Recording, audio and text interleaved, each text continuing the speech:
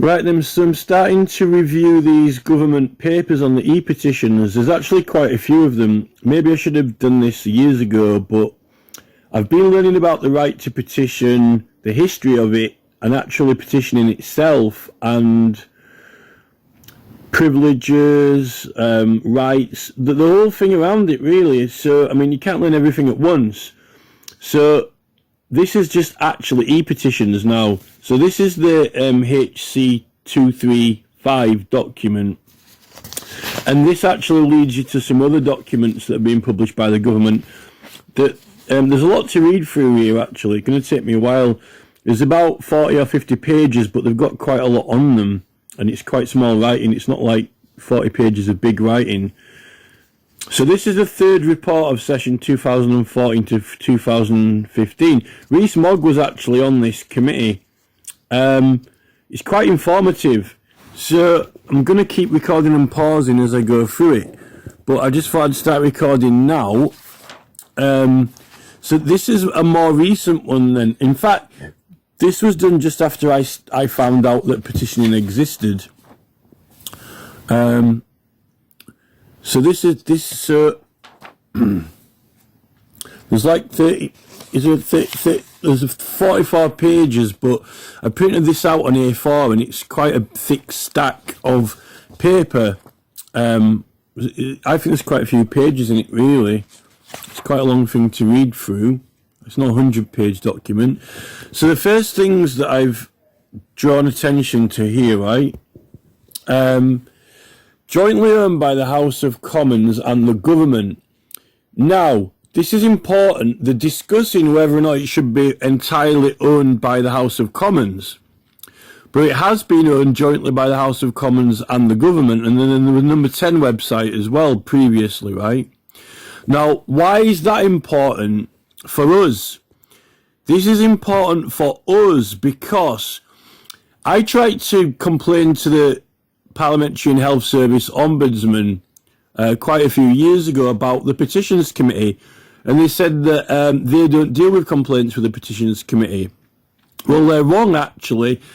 It actually is jointly owned by the government and not just the House of Commons. So, and as we find out later, the Petitions Committee, surprise, surprise, it's not just the 11 elected MPs and the chair, Jamie Stone. They've actually got a staff team. So God knows how many team of staff they've got. But it can't be that much of a big team if we're now having to wait for up to, well, I think weeks or months now it's taking for them to go through checking the petitions. I thought those 11 committee members did the checking in between the Parliament work, and that's why it was taking so long. Seems like they've got a staff team, you know, like Gareth Price, Sean Harris, and it's this staff team who are very awkward. Now, it's not the MPs, therefore, who are checking and publishing all the petitions, it's the staff team. So this is the staff team that I am very, very, very opposed to. I don't think they're educated, knowledgeable. They don't know about the rights. And this whole standards thing, one of the committees said that they wanted to relax the rules for petitioning and modernise it and make it less formal. But the rules are extremely strict. It's the most strictest thing that you could ever try and apply to get authorisation for at the moment. So this staff team, and they're not helping out with privileges, they're not helping out with support for petitions, the full spectrum of really what petitioning is, although maybe you should get your MP if you've got a good MP, but even getting to meet with an MP is not easy. Now, I've discovered through this that they were having some problems with the costing of it. It costs quite a lot to run e-petitions. So that might be why they're not quite fully supported by the right people, because there's a lot of elements that it should incorporate with privileges, and because when you're doing a petition, really, you're bringing a case to the government, right? Like your websites, all those type of things are inclusive, and they can call for verbal evidence as well. It's just this staff team But the problems that I think that the number 10 Downing Street petition site was very successful for us, the people, and the truth of it is that it gave the people a lot of power, and the government don't really like us having too much power, particularly in local government issues, like building and planning and things like that. There was a lot going on with the acts of law, with the some legislation that they did put through to back it up. And although they've retained e-petitions, and on the front of it they're claiming that it's a democratic process, what's really happening, you see here. So we can, to start with, we can complain. This is actually owned by the government, and it's a government service. It's only jointly owned by the House of Commons, so you can complain to the Ombudsman about it. The Ombudsman is wrong. I tried to complain about it to the Ombudsman, and they rejected it. That was probably around 2015, I would have thought. And otherwise, there are lots of obstructions here and lots of things they're doing wrong, and it really needs to be complained about. But to put that complaint to the Ombudsman, you know, I can do that complaint in great detail, but it's a lot of work to put down on paper, and it's all about so the Ombudsman can understand it, because, you know, the Ombudsman, they don't really know a lot about this, so it's all about getting them to understand all of the legal points around it and arguments, or else otherwise they won't understand how valid your complaint is, right?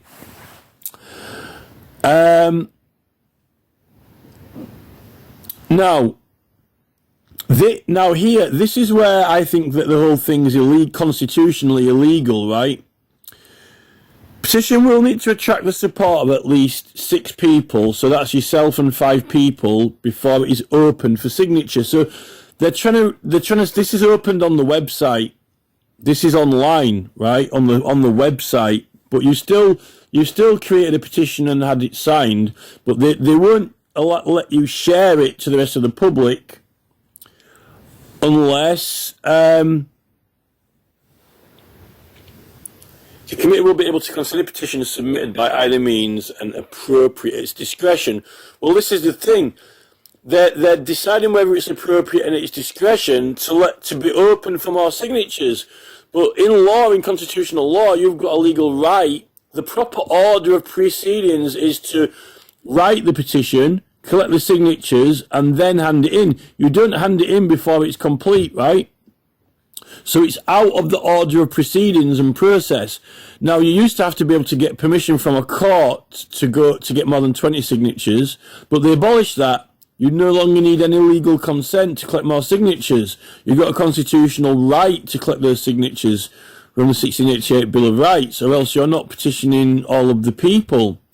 Maybe they might say, you've got a right to petition the king, but you haven't got a right to petition every subject. No, it's the right of the subjects. So that's all of them. The subjects is a plural word. It means more than one, not limited to 20. The right of all subjects. So you can approach all subjects, the whole country, to petition the king, right? And any order or commitment by any jurisdiction or court in England, including Parliament, is illegal. So that means that this discretion and this appropriate discretion is an order or action that they would make or move. So when they move an action to open it, that they're making an order or they're making a authorization, right? So that's like in the court. The courts can't get involved with Parliament matters anyway, but even Parliament cannot really make an order that would prevent you, the subjects, from petitioning His Majesty's government, right? So it's out of order. What they're doing is they've hijacked, seized or obstructed your right, your constitutional right, into their parliamentary privileges. But yet, what the right to petition is, it's a unique privilege of the subjects, right? Like the House of Lords privileges is their separate privileges, right? And what the House of Commons have done is tried to seize And what they're doing is they're putting like a bar or a block or restriction on your right, mainly because they're facilitating it and paying for it and providing it. But it's all taxpayers' money anyway, right? So we're paying for it all. They're saying it costs a bomb. We're paying for it, but then they're putting the bar and restriction on constitutionally out of the order of proceedings, right? So they want to control it. They really want to try and control it, and they're doing it illegally. So that's a matter for the ombudsman. And it might take more than just this explanation to get the ombudsman to understand what the implications of that is. You know, I don't know if the ombudsman can understand that simply. You know, you'd have, you know, it needs, you know, to go through the whole, you need to learn the entire history of it, really. Right. So we can complain to the ombudsman, and it's currently constitutionally unlawful for what they're doing, right? Call petitioners for oral evidence, and also it's discouraging people from doing petitions in writing and trying to get them to do them on the internet, right? So this is what the committee can actually do, right? Correspond with petitioners on their petitions, call petitioners for oral evidence, and obviously you might have more documents on you, but they can call for documents as well, because that's in standing orders. Refer a petition to the relevant select committee. Seek further information for the government orally or in writing on the subject. They can do that from the petitioner as well, because they can call for documents and evidence from anyone, including yourself, right? So it's a bit misleading there, trying to omit your own documents and subjects, because there's a standing order, there's a resolution saying that you do not annex things to a petition, but that just means to the actual document itself. It doesn't mean that there won't be existing evidence with it that cannot be called. When you send it in, they don't, and that was due to it was due to the awkwardness of documents and the filing of documents, not to the fact that we didn't want any evidence on it, because you could set all the evidence, you could make a really long petition, and set it all out in statements, but they didn't want, you know, they didn't really want too many separate documents stuck together. And remember that a lot of the petitions, they all burned and got destroyed, and then they never returned or kept them. In fact, petitions to the House of Commons, historic ones, old ones, are so rare now that if there's any existing or found, they're actually extremely valuable and rare documents, because a lot of them got destroyed, the original ones.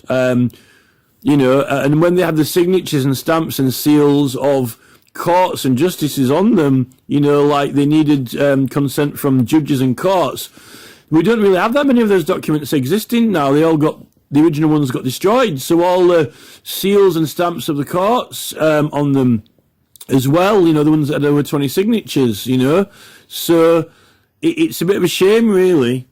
They would have, those old petitions with the seals on them and stamps of judges would have been worth a lot of money, you know, but legally, the significance is like, you know, there's probate, you can get those probate documents now on eBay second hand, which like will and testament, which have got huge massive seals on them, and then they've got like a little, some of them have got a wax seal on them, more modern ones, like the Liberties of London, making it an official document, an order, which can confer rights and privileges as well.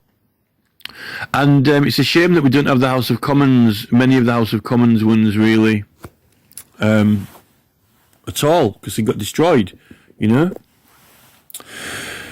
So this staff team, this is really who we want to complain about, and the MPs as well. And they're not elected. This team of staff aren't elected either. We haven't voted for them. We haven't voted for them or elected them. You know, people like Gareth Price, who are extremely awkward and uncooperative and unreasonable. They don't actually really know about the rights and the law of England properly. And whoever's in charge of them and directing them, it's currently constitutionally illegal what they're doing. What they're doing is constitutionally unlawful. currently, and it definitely needs the Ombudsman's intervention. And it definitely is. It's joint owned. It's the government. So you're not complaining about an MP, and you're not complaining about can you complain about the Speaker of the House? Well, yes. It's not a complaint against an MP. It's actually it is jointly owned. The government do it. So and the Ombudsman were wrong. And I actually got my complaint about the Petitions Committee should have been upheld and valid years ago, right? And it's things like that. These staff really are only as bad as the Ombudsman staff. Now here's another page. Here's the next page, right? Awaiting a decision from the government about how it was to proceed. The coalition agreement. Meanwhile, the government had continued to run an e-petition on number 10.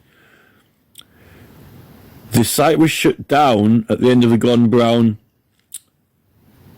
Blair government's, awaiting a decision from the new government about how it wished to proceed. Right, well, I think they shut it down because it was so successful. I think that there were people petitioning about local matters as well, raising them to Parliament, which you were allowed to do, particularly building and planning matters and local community groups. And my true belief is that people were petitioning on that website and getting a lot of power to appeal to government from local councils. Therefore, I don't think that the main parties liked it because, they like to have control of the council, particularly in corporate matters and building and planning and things like that. And I think that it was actually giving people more of a right to raise matters out of the local government up to Parliament. There was a lot of legislation put through at that time, and then it got repealed, like the local petitions order 2010, and then they put a lot of legislation through they tried to codify and legislate local petitions into, what language you could use and so forth. Again, you got freedom of speech and things like that. They repealed it all. They effectively put some codified rules for local petitions at local councils, and then that got repealed. So there was a lot going on in the background that they haven't admitted to and talked about in this, right, at the time. I think, and now they haven't actually, all those petitions from number 10 site aren't currently available. There's a listing on there, and the listing, you can see all of the local groups and community groups, like people petitioned on behalf of a squash club or maybe a charity group or the local women's society or something like that. Not just, and now they don't want the names of groups on there. You've got to have it like your own name, like Mr. Smith or Mr. Johnson. I tried to petition in the name of my petition campaign's name, and they rejected it. But they were allowing it back then. So they figured out that people had ended up actually getting quite a lot of power through that number 10 petitions website, and I think that secretly they didn't like it. This is why they're going on about backbenchers and the power of backbenchers and all this in here they're referring to. But I think they're hinting at the fact that but yet all this, they voted through the petitions site to continue and run, but it's heavily restricted now. It's got all these conditions and restrictions on it. I think that they did it. It was actually very successful for us, for the people, and they went, whoa, steady on, what's going on here? It's almost like backbenchers are taking over the government, right? But yet they're claiming that they want us to be involved in democracy and they want us to learn about politics and get involved in it. And what's happening now is, we're having to teach them. They're having to learn something. They're having to learn about our privileges and about contempts and, the right of appeal and, the right for us to, we need backup when you're doing petitions because, at the end of the day, to write something on a petition, you need a statement and facts and an investigation, and it's all under the jurisdiction of Parliament, really.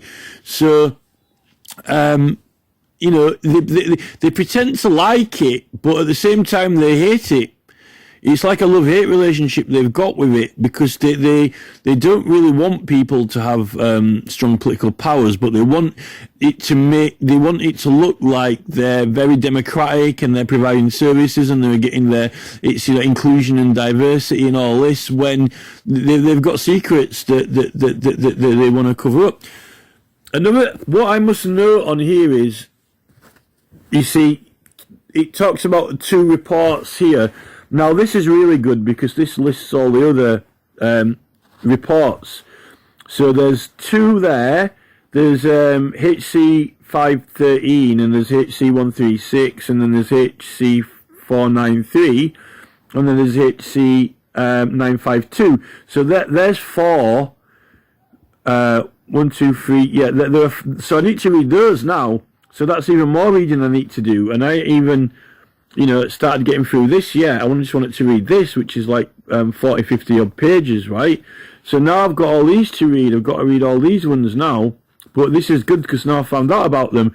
This is what I didn't do when I first read the Lord Hanningfield paper. I didn't read all the citations, or I didn't follow them up and chase them up. So I read the paper and I learned the paper, but I never bothered to check the citations, which you need to do. So, this is the thing. Now, another thing on this page, like you see here, they're saying one issue with the Petitions website is that they decided that it was way too expensive and it cost a lot of money to run. I don't know about the number 10 website, if that refers to that one, but they've carried it on anyway. So apparently it costs a lot. It is expensive, but we're paying for that. It's coming out of public money, but they're rejecting more than half the petitions. Now, if something is too expensive to run, or it was questionably expensive enough to be the strongest factor, so they say, of whether to continue it or not, but yet they did choose to continue running it, right? They choose to continue running it. It's very expensive. We're paying for it. But they're rejecting more than half of the petitions submitted. And then out of those what get rejected, a third, 2/3 of them, I don't even think that they even want to show that they've been rejected. They won't even reveal that they exist, right? So even only something like 1/3 to 2/3 of the rejected ones even turn up on the list, right? So that, and then when they complained about that, then they started to hide the URLs, so you can't see the petition numbers, what numbers they are as easily. And then they even stopped you seeing who signed your own petition on the first 5 signatures, so you know who signed your own petition. It's like Tony Blair's freedom of information has caved in on itself, particularly with all these big companies and businesses who won't tell us anything. They won't answer any questions. They don't want to tell you anything, but yet they're gathering all types of information on us and getting you to consent, submit, accept. I just wrote to Tony Blair about that and complained. I said, your freedom of information paradigm is a con. It's a trick. It was a shoehorn to get into our private personal business, get us to all consent, submit, accept, because it was a trend. Meanwhile, the government is like, putting up the blind.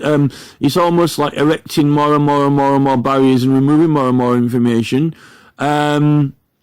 Because it can't afford us to have the information because it gives us too much power now, right? We don't even know how to see who signed our own petitions, the first 5 people, what their names are. I really don't know what this government is doing. We need to stop it now. Because what they're doing is the Tony Blair's mechanisms of implementation is the means to our own demise, the demise of the people. Right.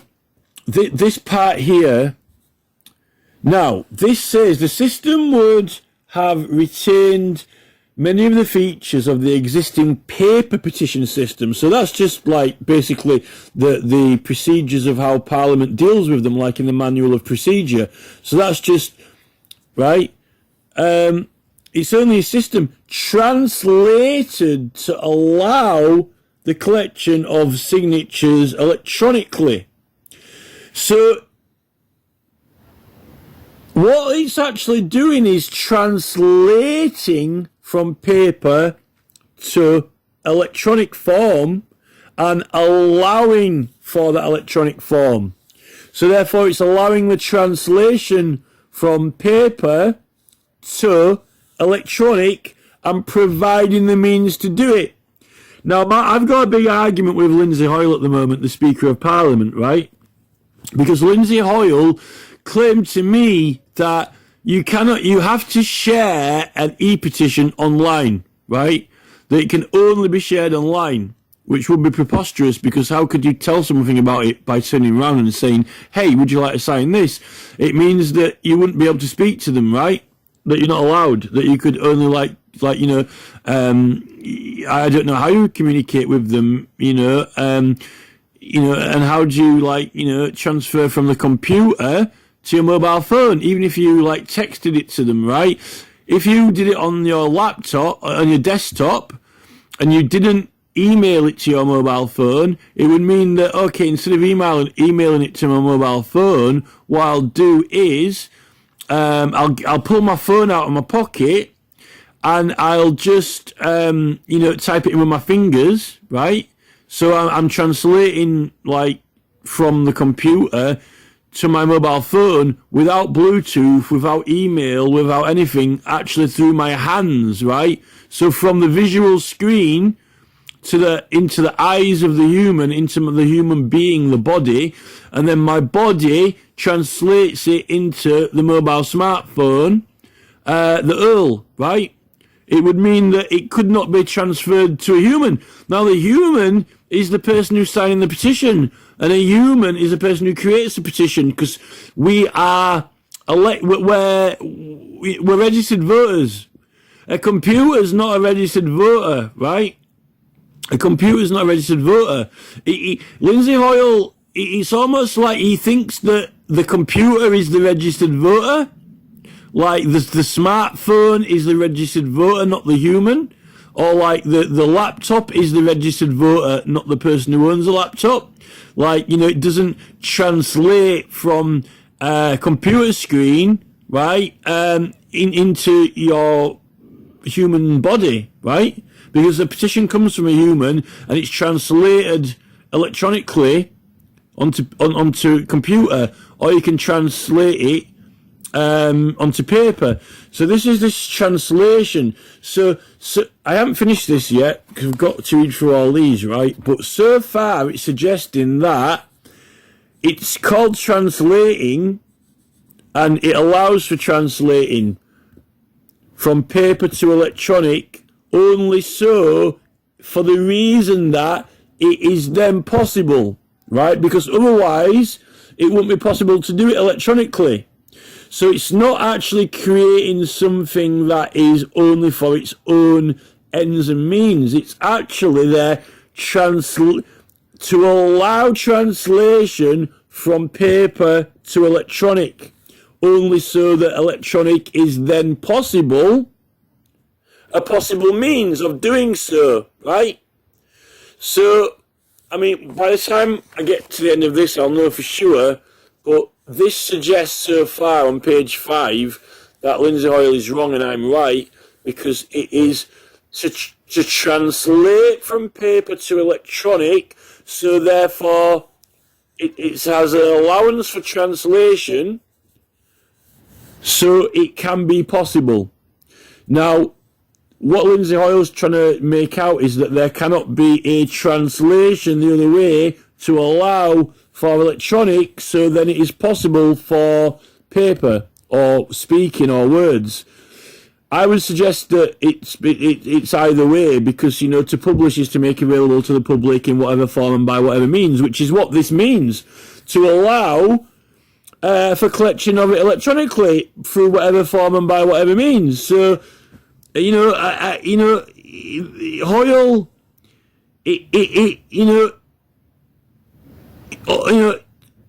speaking honest, 100% honestly, it's nupty talk, It's just, I could roll out the red carpet with the titles and honours, but my truth of it is that he's being a nupty, right? He's being a nupty. He's being awkward. He's being, he's being thick. He's trying to obstruct me. He doesn't want me to be able to do it, but it's impossible for him to not, because it is logic. It is the truth and fact of principle and basis. It's a fundamental essence of something, right? Which is trying to, it's almost like, you can breathe through your mouth, right? A human can breathe through your mouth, right? You don't need to use your nose to breathe. But if you close your mouth, you can breathe through your nose, right? Now, what Lindsay Oil is suggesting, I know it might not be the best analogy, but it would be suggesting, like, you're only allowed to breathe through your nose and you can't breathe through your mouth, right? Or you can only breathe through your mouth and not through your nose, right? That is the best example I can come up with, saying, you can only do electronic petition cannot be shared any other way by online or a paper petition. The whole point that they did this was not to create something completely separate and different of itself. It was to translate, to allow the collection of signatures electronically, right?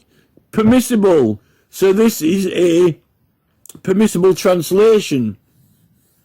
It's not something that is not the other system.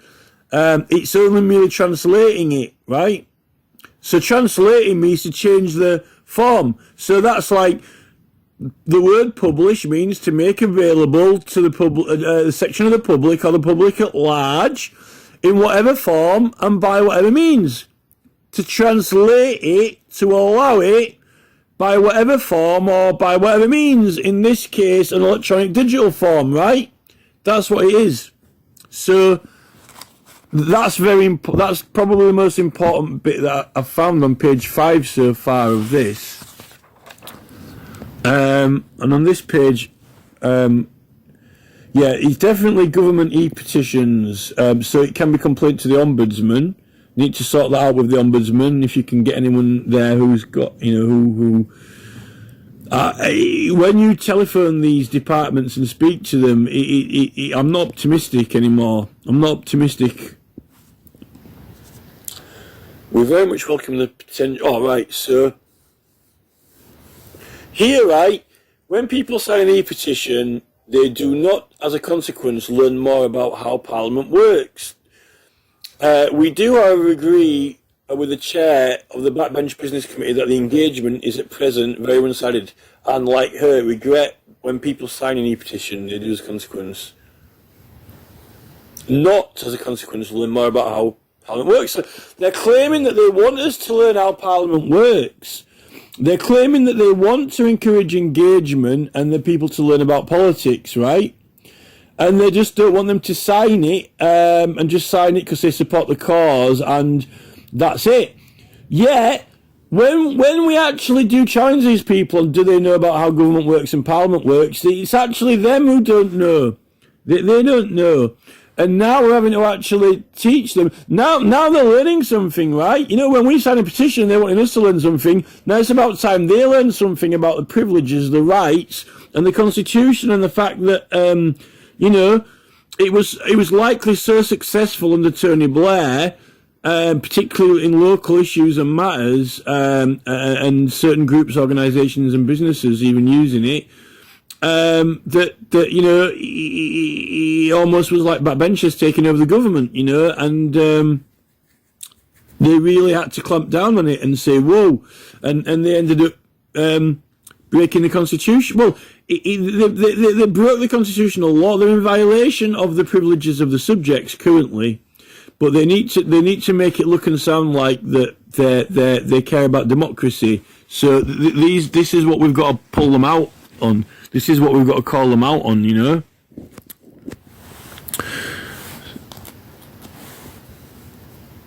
So I don't know if when we watch those debates, they're in. I don't know that when we watch those debates, whether they're actually in Westminster Hall or not. This says that they were having them in Westminster Hall, so I don't know if that room, when they've got those seats in there, is in Westminster Hall or not.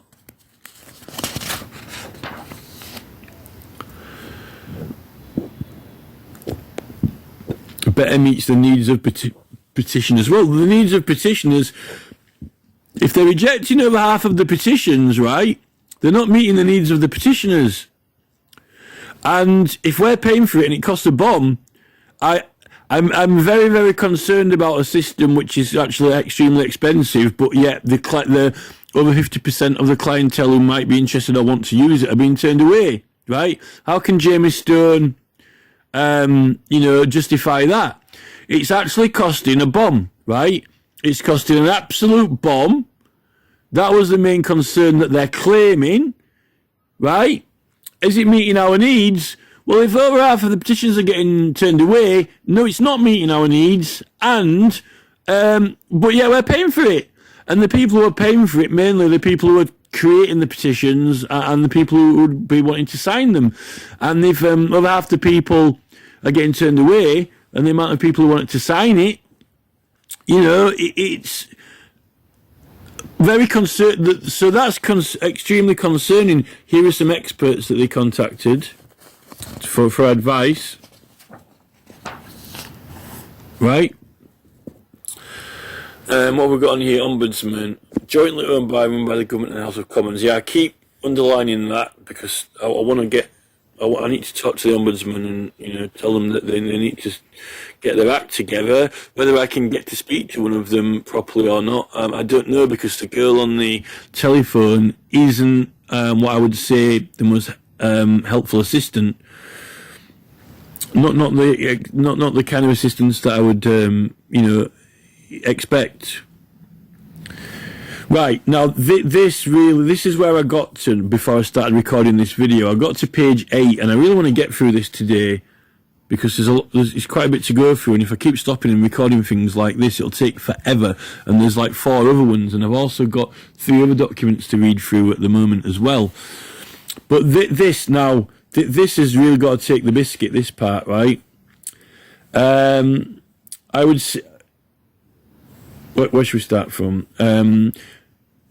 And that is really, in a sense, the other half of what I would want to say would be about Parliament itself taking its role more seriously and having members of Parliament acting as independent elected people rather than what we have at the moment if we accept the proposal, which that will be a surrogate and a fall guy for a lot of stuff that is sent the way of the executive. So they're trying to make out that, government, they don't want government itself, all the departments of government, to take precedence over the House of Commons, but they're trying to, they're trying to make out that it would be governmental departments, feeding into Parliament rather than e-petitions to Parliament feeding out to all parts of government, like from number 10. There's not a problem with that because, if it's not going to be referred to the department it needs to go to. But then again, usually it's most committees, but, what is the committee going to do other than, each Secretary of State is in charge of those departments, is the head of those departments, really. So, you might as well say give it to the Secretary of State of this or that rather than a committee for this or that. As long as it's in through Parliament and then flowing out to the departments. They didn't want the departments to flow into the House of Commons and have undue effect.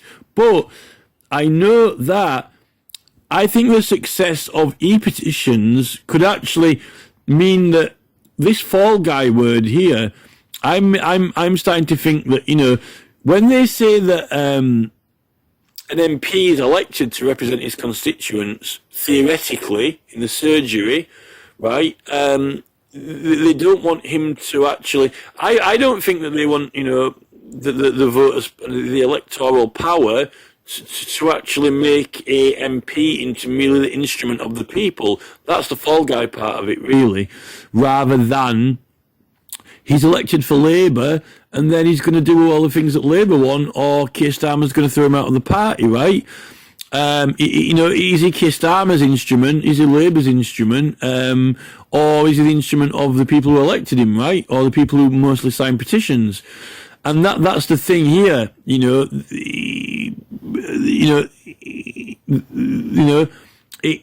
the MP the puppet of the people, or is he his own person who represents a political party, and that gang are going to do what the bloody hell they want through Parliament?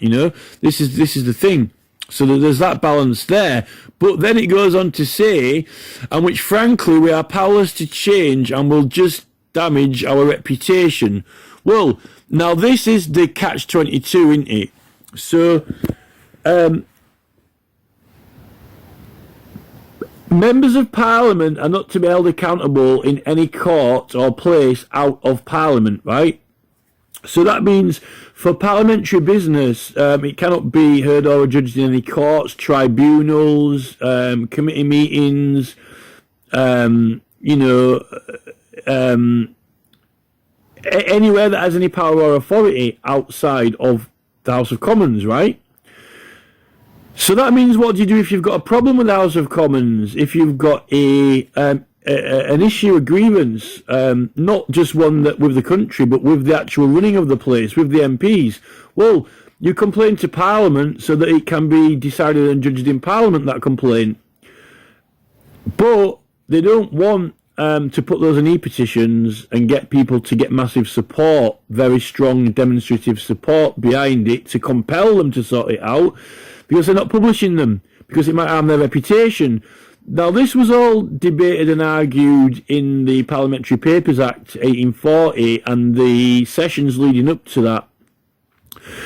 And it's to do with the Parliamentary Papers Act and the fact that, Parliament's exempt from, the defamatory or libelous effects on individuals when it's for parliamentary business, right?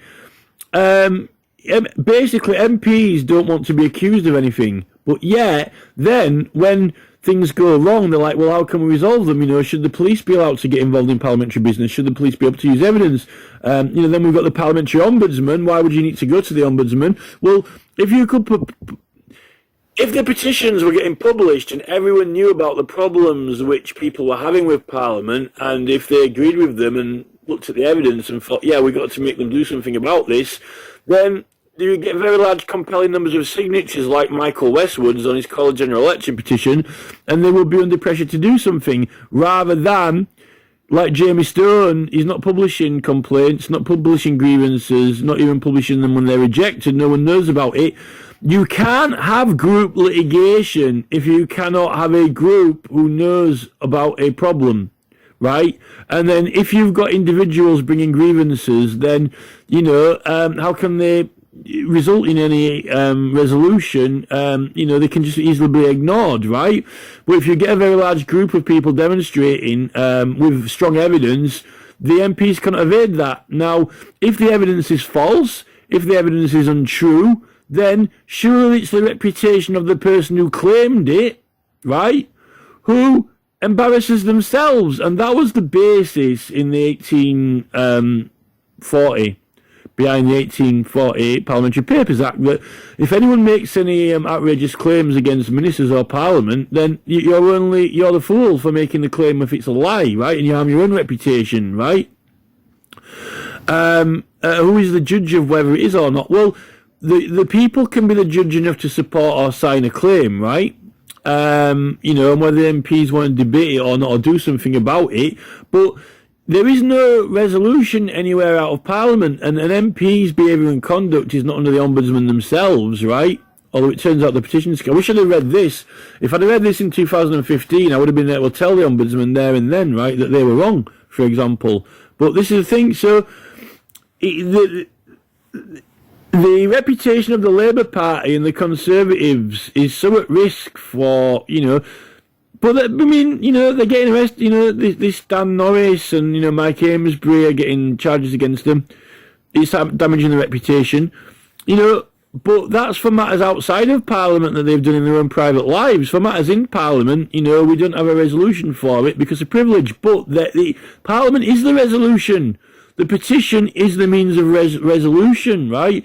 And that is basically like in the elections, it's just the same as in the elections, and they actually extended the matters to the courts to be able to get a resolution. But for other matters that aren't to do with elections, it's not an election petition, it's a petition about a grievance or something that, like the Petitions Committee, and ironically, it's the Petitions Committee's rejection of the petitions or the refusal to publish them, which is the constitutional violation of our privilege, and it is the blockage which is preventing us from getting resolution, mainly because of us it might damage their reputation. Well, it might not just damage their reputation, it might get us a resolution to the freaking problem, right? It might get us it might make them bloody well damn sort out the problem. You know, if people know about it and sign something to compel them to act, which they don't want to, because then they're turning into these fall guys, and it's almost like the backbenchers running the country, or the people. God forbid the people run the country. God forbid the people who elected the MPs to go in and represent them in the first place, right?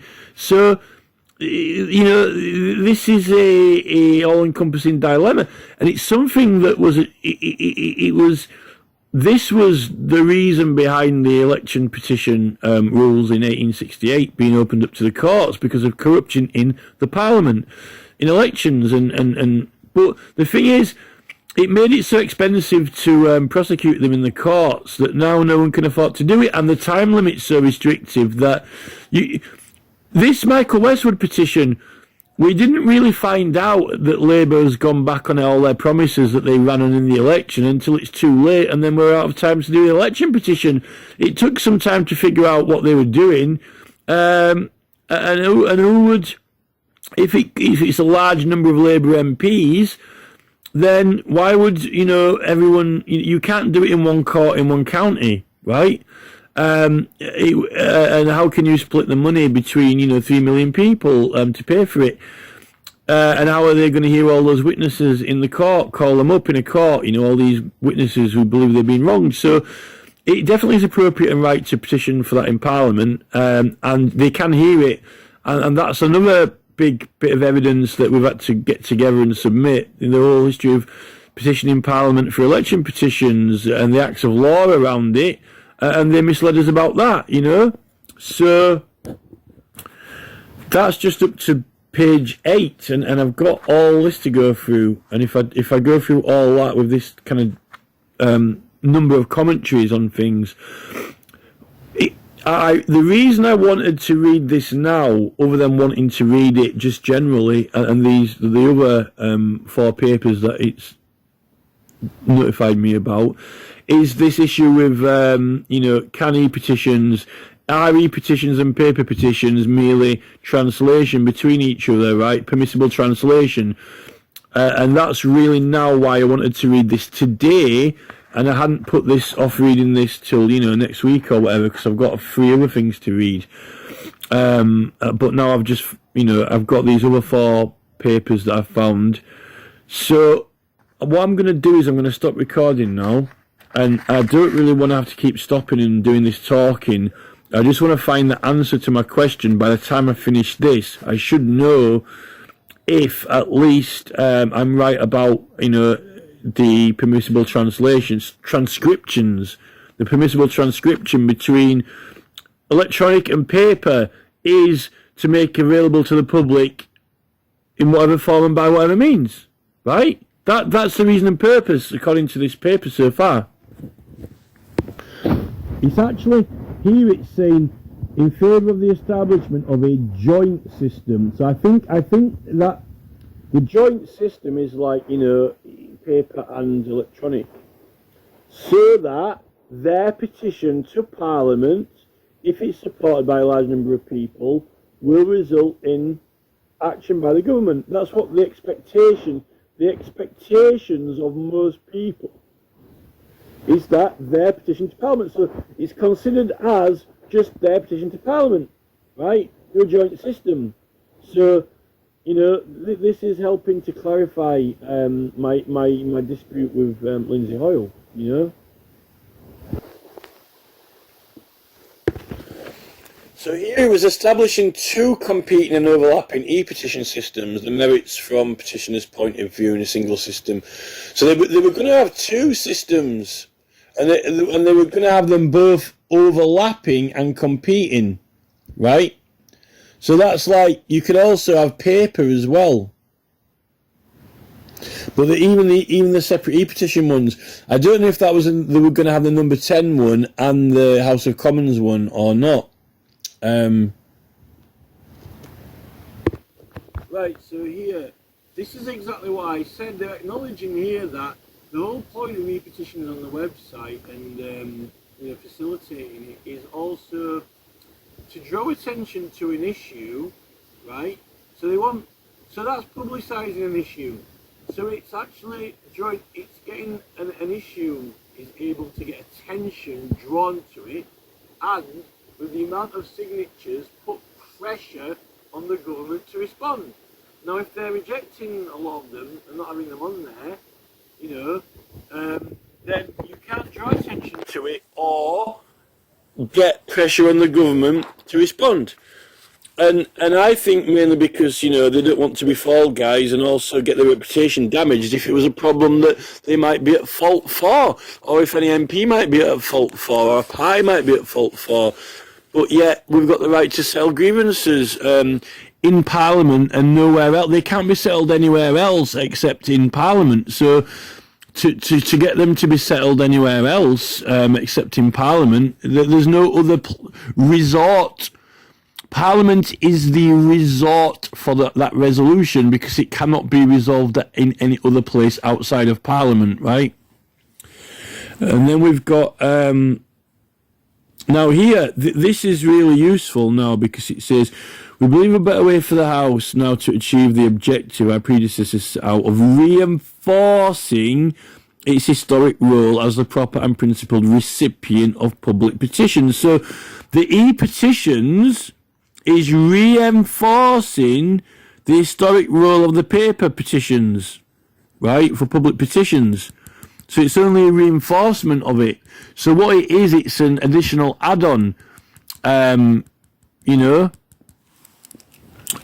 because it therefore makes it possible to them to be received in that form. It also saves people a lot of money. Apparently you could send petitions to Parliament for free anyway without having to put any money on the postage. But, I suppose it saves printing of, it saves ink and paper and so forth to do it online.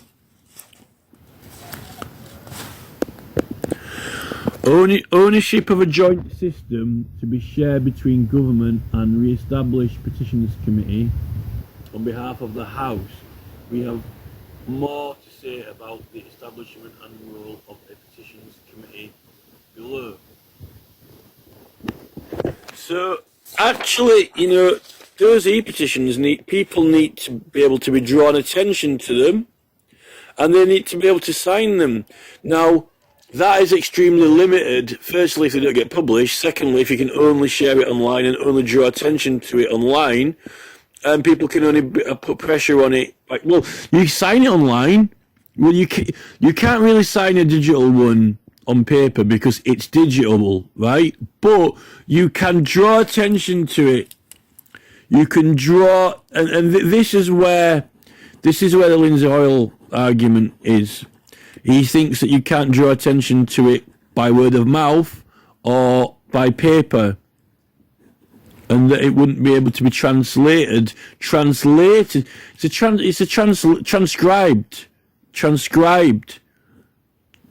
to allow transcription, because otherwise you're very limited in being able to draw attention to one, and it's a miracle if you can get one published anyway, right? So the limitations of being able to draw attention to it, and that's where we are with the canvassing, and I haven't even seen the word canvassing turn up in this yet. So we definitely should be able to complain to the Ombudsman about this. There's no doubt about that. And here it says, there should also be a clear link from the Parliament website to the e-petition site, including from the page which explained the existing paper petitioning system.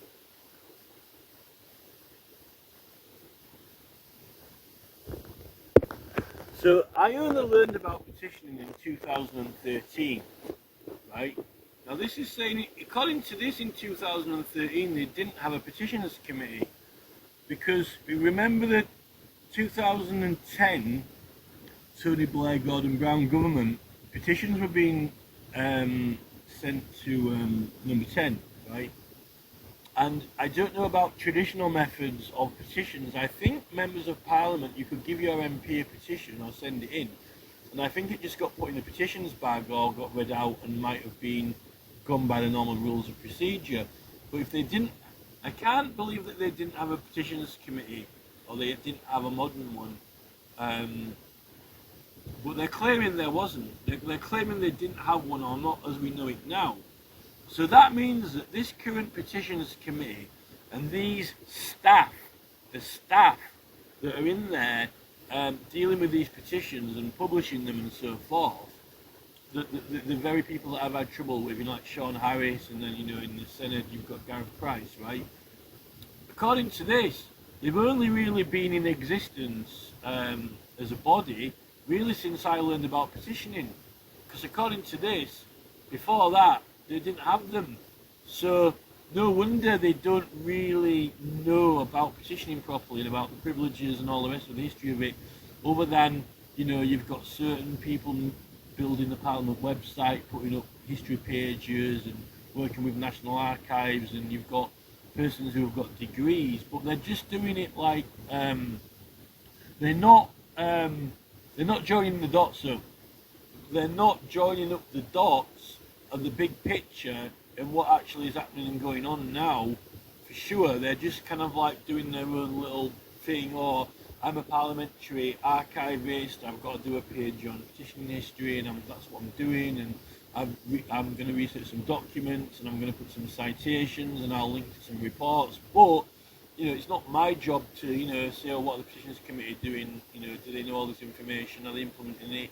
You know, and all this, you know, that's someone else's job, you know. I think that's where we are with it.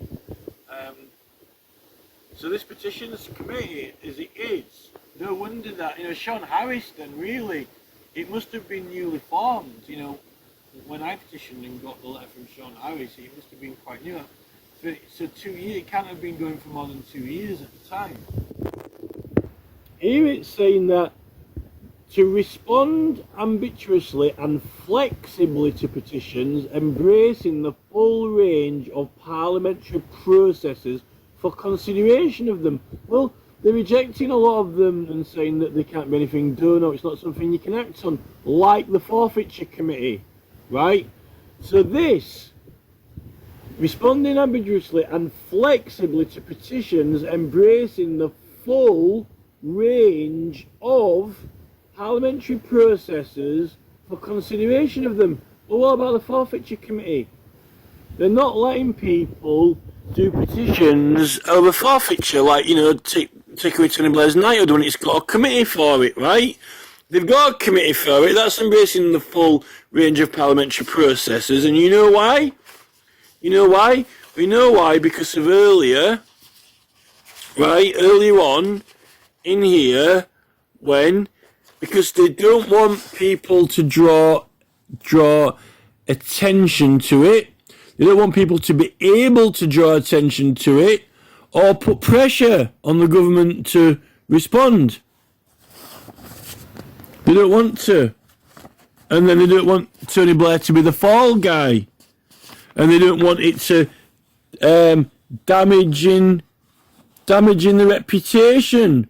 Damaging the reputation. Well, if someone complains to the Forfeiture Committee, it's going to damage the reputation. Now, if you're not able to draw attention to it or put pressure on the government, you're not going to get, you know, Tony Blair's knighthood revoked.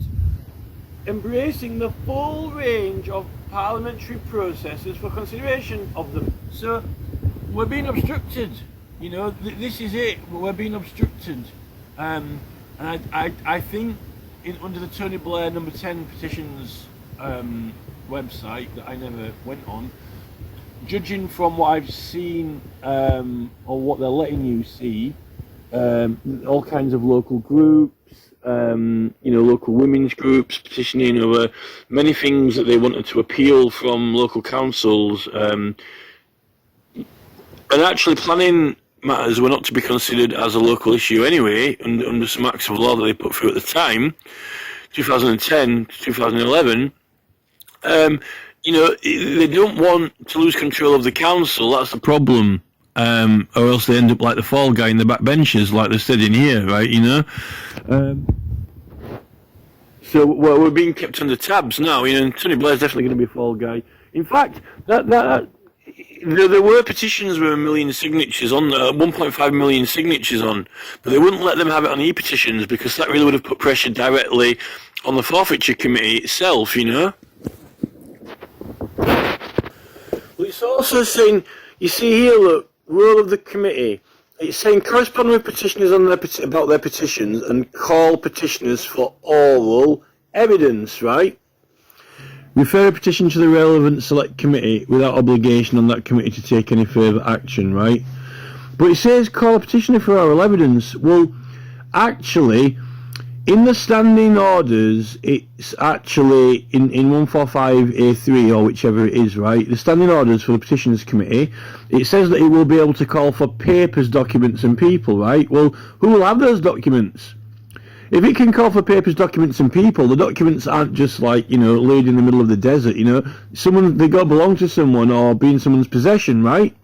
So surely that might be a petitioner, okay? So why the petitioner would only have oral evidence?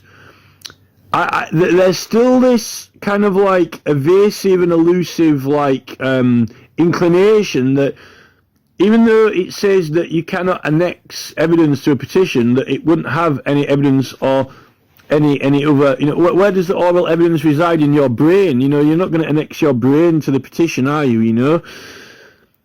It can call for documents, papers and people, but here it's trying to make out that it only petitioners would only have oral evidence, that they wouldn't have further papers or documents, when they know very well, because if they can call for papers or documents from any Tom, Dick and Harry under the sun, right, in their investigations, then why is the petitioner not included in that?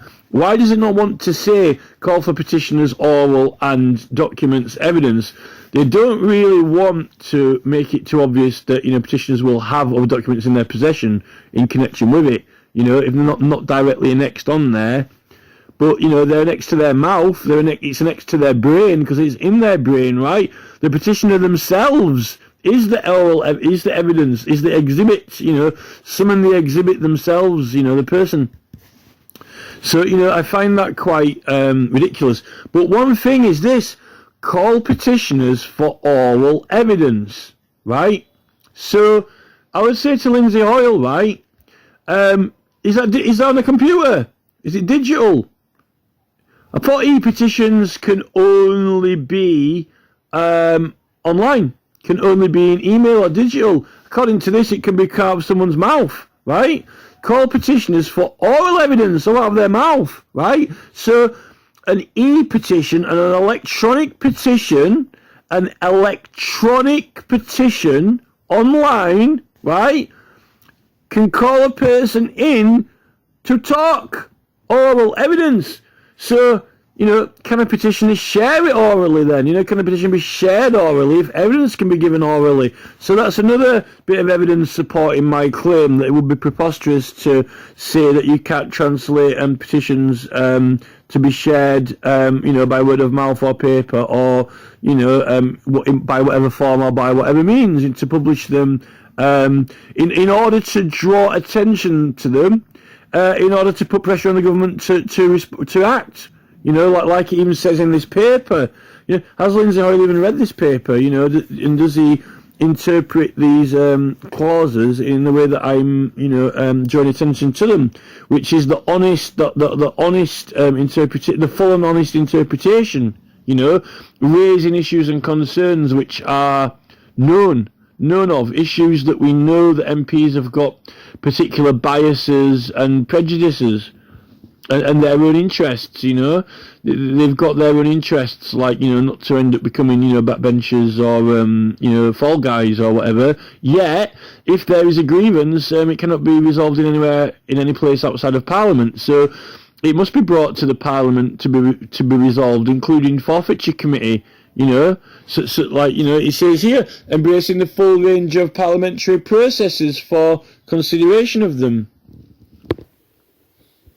So here it's saying that the 100,000 signature threshold was well established, but where is it well established from if they never had a petitions committee before that in modern times?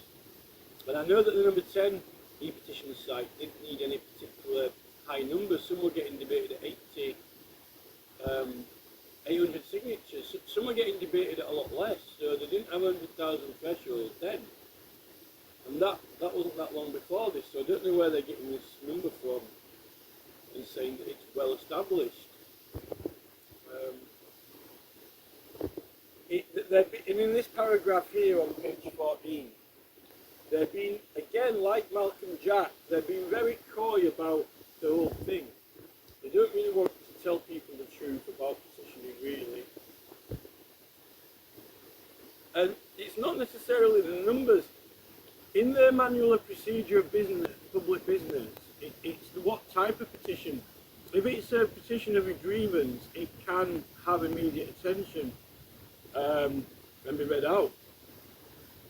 Particularly petitions complaining about privileges, breaches. And they don't need to have any number of signatures. It doesn't go on the number of signatures. It goes on what's the petition about, the subject matter, right? So it's quite misleading, this. We need honest people in this government, but they know the reason why they're even lying, you know, and they're even answering the question I had about, you know, when I raised the matter of the oral evidence versus paperwork.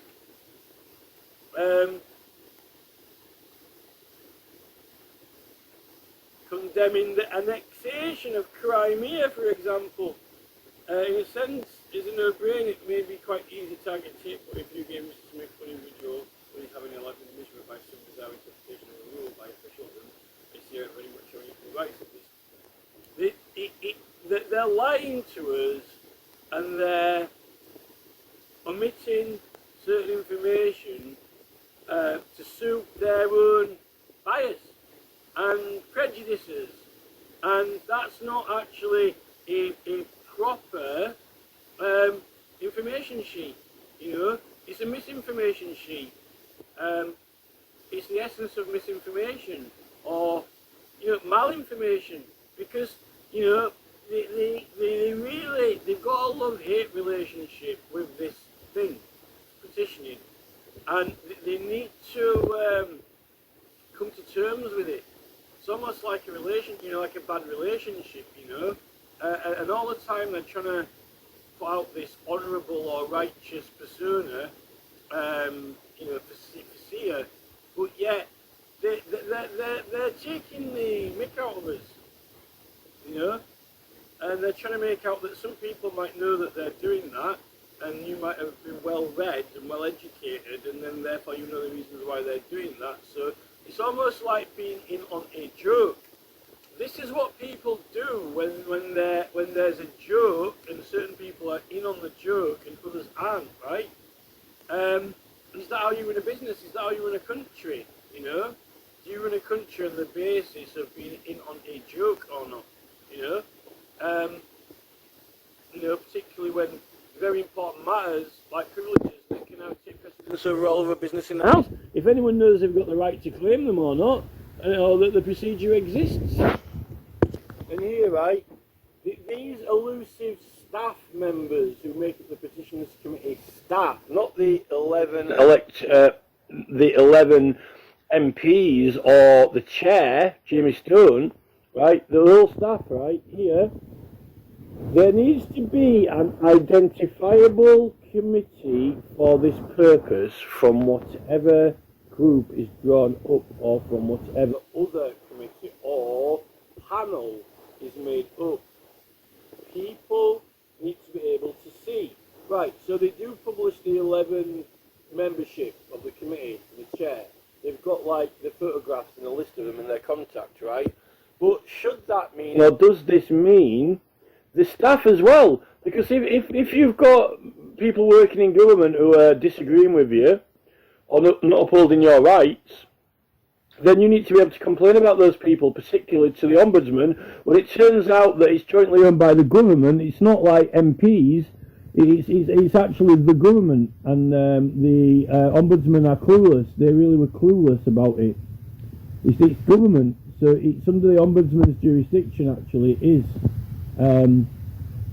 It's not actually just regarded as purely ministers in their own conduct, right? It's joint with the government, so that the staff of it will fall under government. The staff members who aren't elected MPs. There needs to be an identifiable committee for this purpose from whatever group. It says group. Group is drawn from whatever other committee or panel is made up. People need to be able to see. I would would include the staff as well, who were, Gareth Price, I mean, he replies and puts his name there. I got a letter from Sean Harris, but we don't have a list of the staff members, we don't have the full staff member list, or know how many staff there are.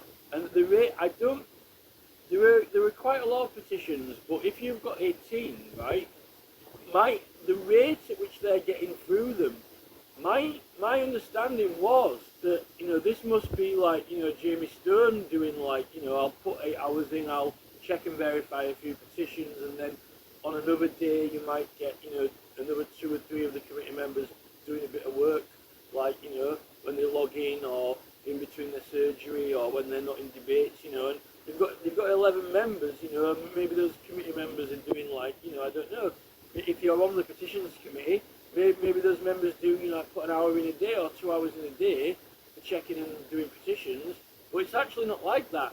They've actually got a full-time staff team, right, that we're paying for, and apparently at first it was quite costly, but apparently now they've got the cost down according to this document. But even though we're paying for it, the people who would be interested and want to use it, half of them are getting turned down and rejected, even though those are the reports on petitioning, came out with the conclusion that it needs to be relaxed, informal and modern, right? And they're even saying that you can't petition about forfeiture and other matters, which according to this you should be able to and can utilise the full available departments and committees of the government, right? So, it's quite concerning, really. So this suggests that we should know all those people so we can complain about them. We consider that it's the best way to achieve visibility to the petitioning people of a committee with the role we envisage for to establish a separate petitions committee. So, according to this, it also says that I don't think that you need to get your 100,000 signatures or 10,000 to get it referred to a committee. I think now they can actually refer it to a committee which is relevant to decide what the appropriate response will be. Oh well, that's if you get 10,000 then, right? I think they might be able to unofficially circulate them in the House. There was some suggestion that they might be able to circulate the petitions received unofficially, even before they get the signatures. Select committees already receive petitions presented to the House and use them to inform current business. Not infrequently the subject matter of a petition will coincide with issues of a committee. Right. Committee could exercise appropriate discretion with respect to the conference. The new petitions committee would expect the chair of the petitions committee to be a member of the liaison committee, which should assist in resolving any difficulties. So, but they never had a petitions committee before, or not in modern times, so they're trying to make out. Who referred them to committees? Did they get referred from the Speaker's bag of petitions or what? Did the clerk, distribute them or what? It says, we have more to say about the role of the staff team in moderating petitions, advising and assisting petitioners and providing information on parliamentary developments and activity below. But according to this, they didn't have a team. They didn't have one when this, at the end of the Blair-Brown government, there was no such petitions team in the House of Commons, right?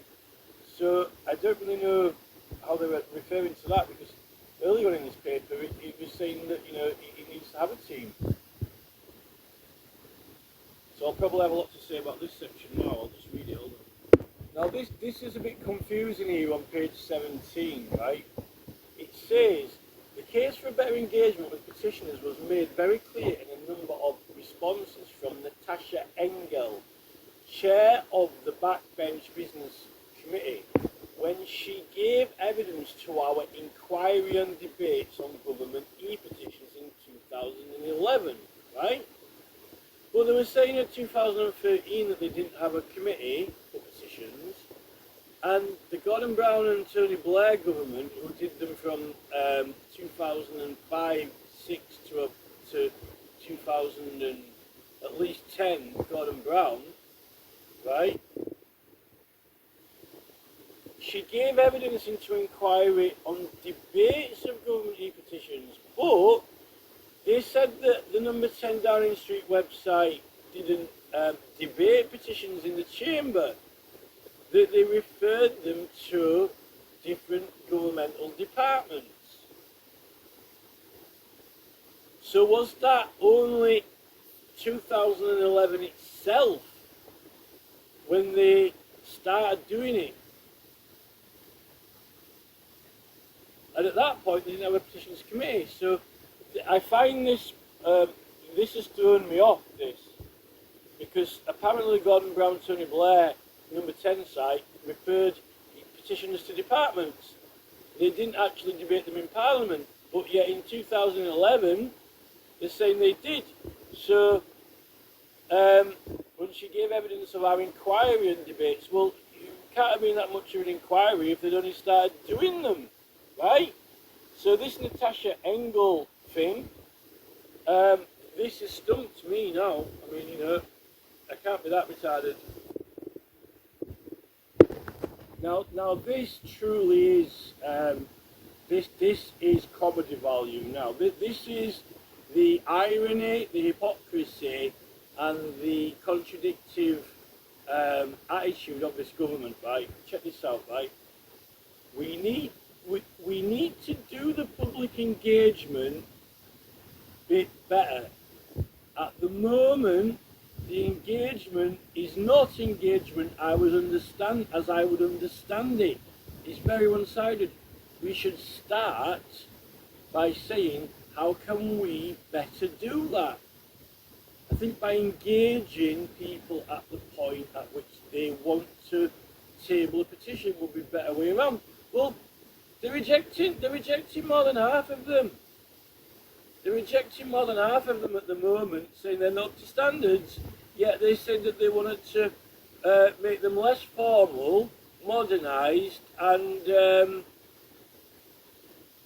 you know, relaxed. Attitude in the petitioning report, on the report on general petitioning, right? So, you know, it doesn't seem like they're encouraging engagement when they're rejecting half of them, and then people give up and can't be bothered to recollect the 5 signatures over and over and over and over again. And of the ones that are rejected, then they don't want to put them up there when we're paying for it, and it's not cheap to run, you know. And then you've got them here saying, oh, we don't know how we can engage people more. Well, they definitely know how to engage children more, because they've got them the youth parliament, and they're even inviting people from all over the world, from the territories, to the youth parliament, right? So this again is their, you know, who are they fooling? This paper, they want this paper, right, they want this paper to look and sound like that, you know, they're eager, willing, encourageable for public engagement, but when they get public engagement, they're rejecting half of it, right? So that there's a contradiction. Now here, at the bottom of page 17, right, 34, that they're saying that they're trying to also, now they're playing it down and saying that, you know, online petitions might only be a fire alarm function, of drawing attention to matters and putting a finger in the wind, right? And it's not as much serious engagement as, like, for example, if you're a big company or business getting a parliament agent and then trying to get a bill put through or whatever. But actually, in many cases, if you get like thousands of signatures on a petition, actually the public, when the public don't know something and aren't educated about something, it's a matter of information. The knowledge of something might be so important that if people knew it, then you know, this is the thing. This is why politicians now in Parliament, it's all an act. They don't. Keir Starmer doesn't want to say certain things or answer certain questions because of the mere knowledge of a certain fact, or acknowledgement of it or even affirmation of it can change the whole country. So a petition that was putting pressure on them to admit or confess something that was already true is very important, and that can have direct implications on, whether or not a bill could be put through, like with the assisted suicide one. Is the assisted suicide bill even lawful in light of the fact that every single act of law is empowered through the grace of God, where who the Ten Commandments came from, and is the same force and power what came out with, thou shalt not kill. Can you go against those commandments when it's the force attributed to the power and force of the law, which compels us to comply with it, right? Things like that. Is it against the confirmation of the charters? But e-petitions they're meant to be referred to committees to act on them, right? And even if you haven't actually drafted some legislation and actually prepared a bill to get put through and get it sponsored, MPs might do.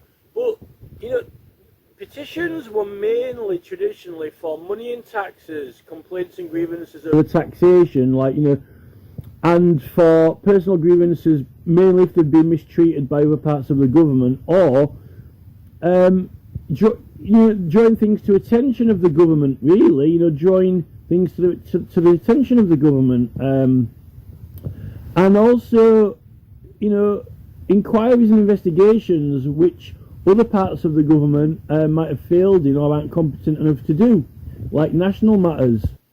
Which aren't local matters, national matters. So, and we have got privileges for it, and they're meant to be upheld. And something that has got privileges and is meant to have it applied is definitely an important procedure and process. I've actually noticed that there is a section on privileges in this, so when we get to that, that's going to be extremely interesting.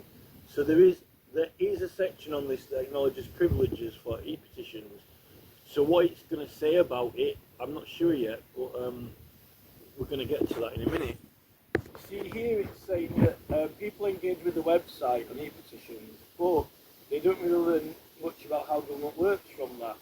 Yet, what we find out is that when you get like the Michael Westwood petition called general election, and the government are actually trying to tell us how government works, but they're wrong about how government works, and they're doing it in error and also misleading. So it's like they need to be taught how government works. They're in government, but they're not. It's not working properly, or not how it should do. And we only discover this from reading and learning about the law. You don't actually have to go into Parliament and participate in the processes. And actually, from reading and learning law, you actually realise that Parliament haven't really read and learned the law. Or are they wanting to teach us that Parliament should be run a certain way, how they want it to be run, how they'd like it to be run, but that isn't actually the way that it's meant to run, or it is in law, right? So are they wanting to, signing petitions is okay, but it would be much better if we could teach you a thing or two about how we want Parliament to be run, because we've taken over it, and we're actually trying to change how it's run to our agenda, which is not necessarily to what the law says or the full extent. For example, like with the Forfeiture Committee, they're not accepting petitions for it, yet on that other sheet it just said they should utilise every single possible available department of the government and committees, right? Yet it's not. So how are they teaching us how government works when we use the website? They're actually obstructing and blocking us from how government is meant to fully work, but we're being misled. And this supposedly is only since 2011 to 2013, when this committee and staff appeared and conjured up, right? Which I want to take to the Ombudsman. I'll send them this video and I'll let them chew on this video. Not that they can be probably bothered listening to it all, because we've got 1 hour and 24 minutes now, and I haven't even fully through this. And really, I need to do those other papers. After I've read this, I need to print out those other 4 papers as well. But we're getting into it now, though.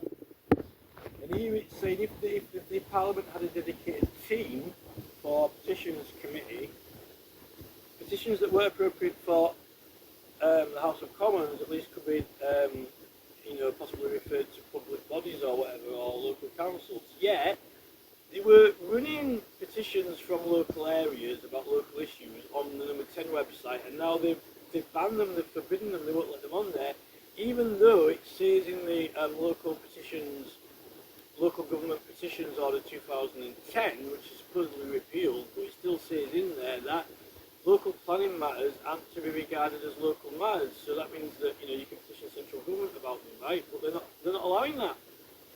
They're not allowing it. So that's another thing that they've been, something. I think that there was some smoke and fire behind the scenes after that Tony Blair, Gordon Brown government. And I think that it was actually a lot more of a success than they're making out, but in our favour. And I think that they thought that they had to kind of like put the lid on it, put a cap on it, and get it under control, but at the same time make out that it was great and wonderful and amazing, and they want to encourage more of it. But really, they've contained it. They've heavily contained it since the number 10 Downing Street website, I think. Here it acknowledges here that in number 40, in 41, it acknowledges that the system is based on one of direct access to the institution.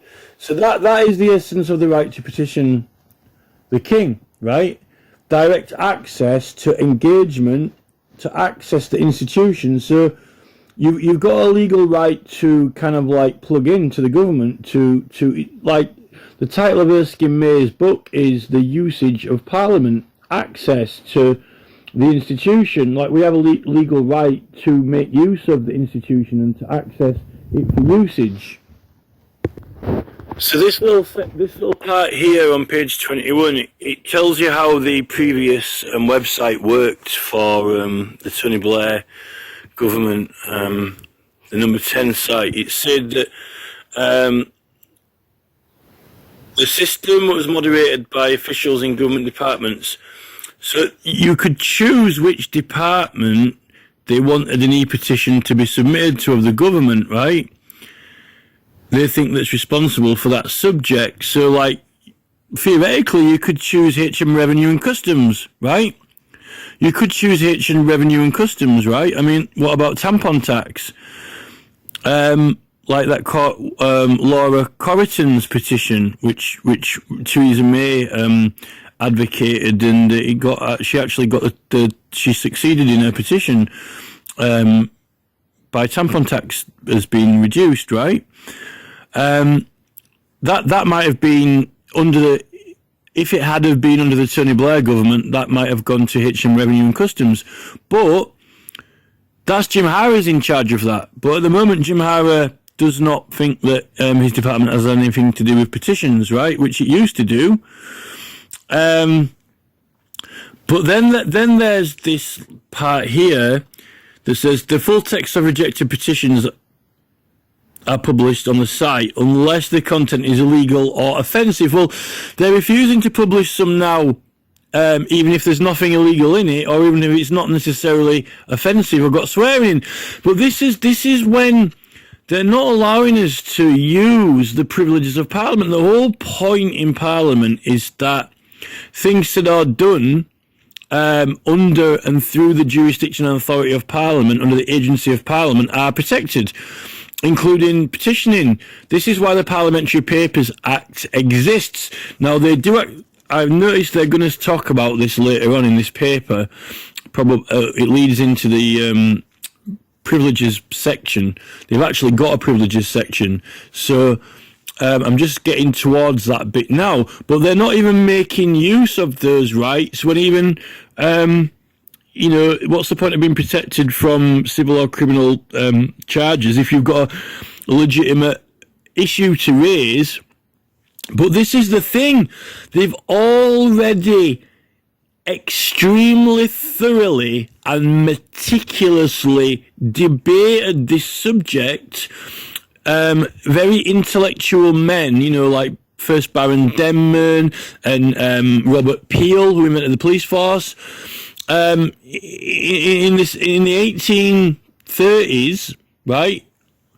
1837, 1838, when they were debating this, they meticulously went through, in a high intellectual capacity, all of the pros and cons and benefits and arguments around should people be allowed to have completely, totally free speech and be protected regardless of its effects on third parties, right? Should they be allowed to do that? And they decided that they should. And it was thoroughly. This is when, they had newspapers, they had telephones, they had telegrams, they had newspapers, and it was no less a serious matter than it is now. And they were very responsible about the decisions, and those debates that's what I've been spending my time reading. Now I'm only just getting around now to actually going through the actual government petitions papers, which really, actually, when I first started in 2013, some of these papers were relatively brand new, and this one that I'm reading now probably wasn't quite finished when I first started. So it's not that old, this. And I didn't realise the Petitions Committee when I first started was that body of people that had been put together was actually quite new. So, there's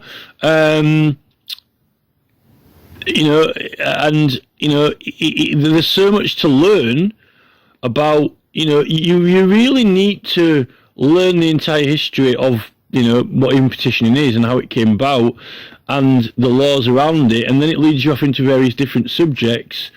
But here, and then you need to learn all about that. But these people know about it because they're mentioning it. Sir Malcolm Jack, in the last paper that I read was his writing, his publication about, but he mainly focused on freedom of speech. He mentions the Parliamentary Papers Act. I learned about it through other books, and it's known. People know about it, but it's not widely known. But all these arguments and matters now that they're kind of like glossing over in this at not a very thorough level, not very thorough competency, have already thoroughly and competently been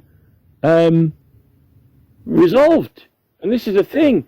But what we're getting now is they either don't know, or when they make these websites, that they kind of like, it's almost kind of like, it's still this parliamentary eliteness, like, well, this is like, this is for elected MPs only. Oh no, actually, no, it's for us. The right to petition is for us. We're the petitioners, right?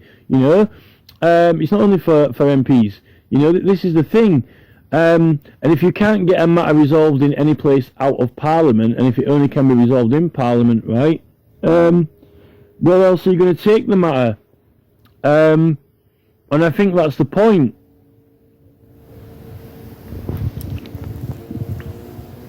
Yeah, illegal. These are the words: illegal or offensive, right? Well, fair enough. Offensive and etiquette, right? I have never submitted a petition that swears in it, right? But it can be to wit, and you even got privileges documents that themselves are to wit. But illegal.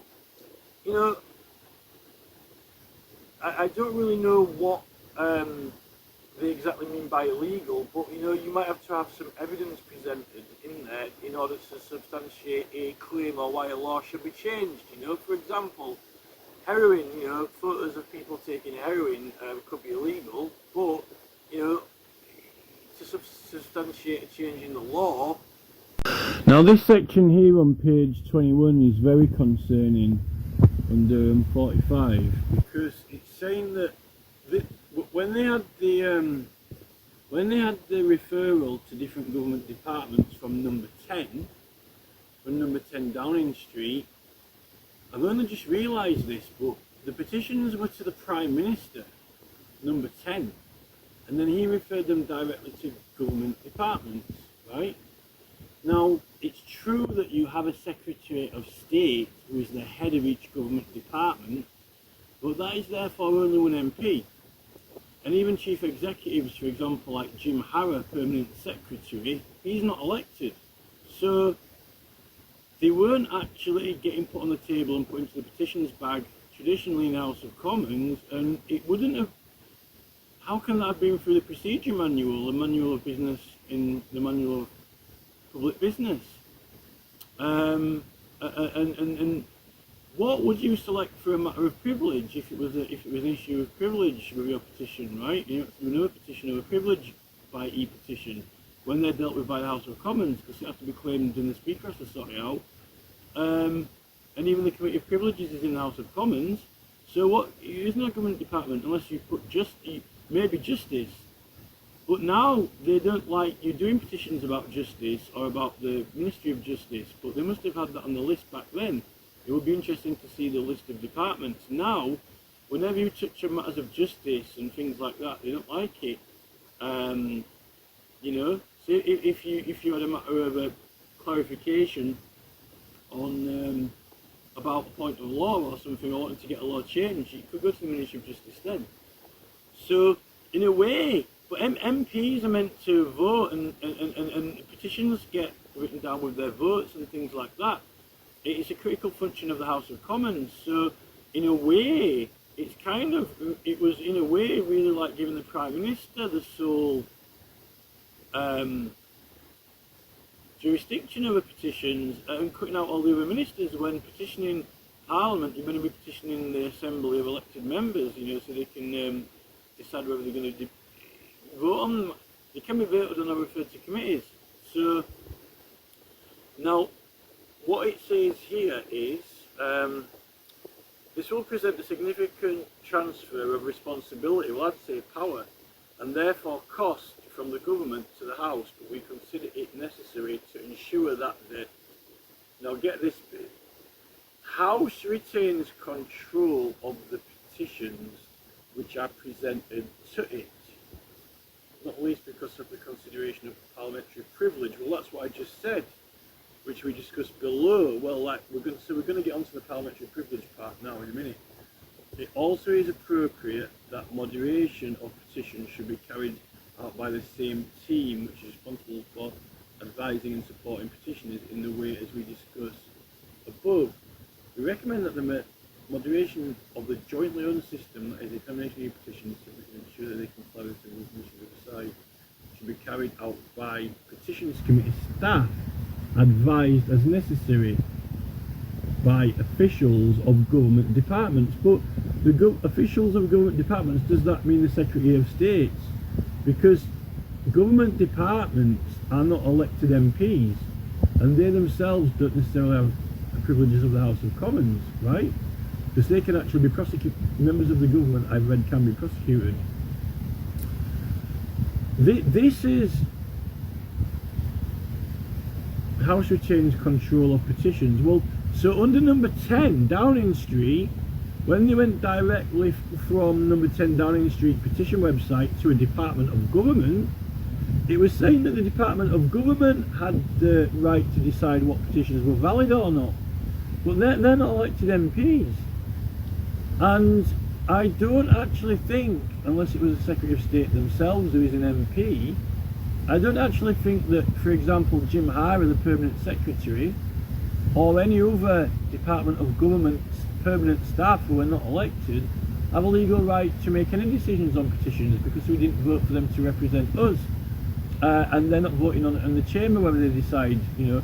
Sometimes the clerks decide in Parliament or check them, but it's meant to be laid on the table. There's meant to be a presence of elected members, at least to some extent, whether it's by committee or in the chamber, but that's some of the petitions bag is, right?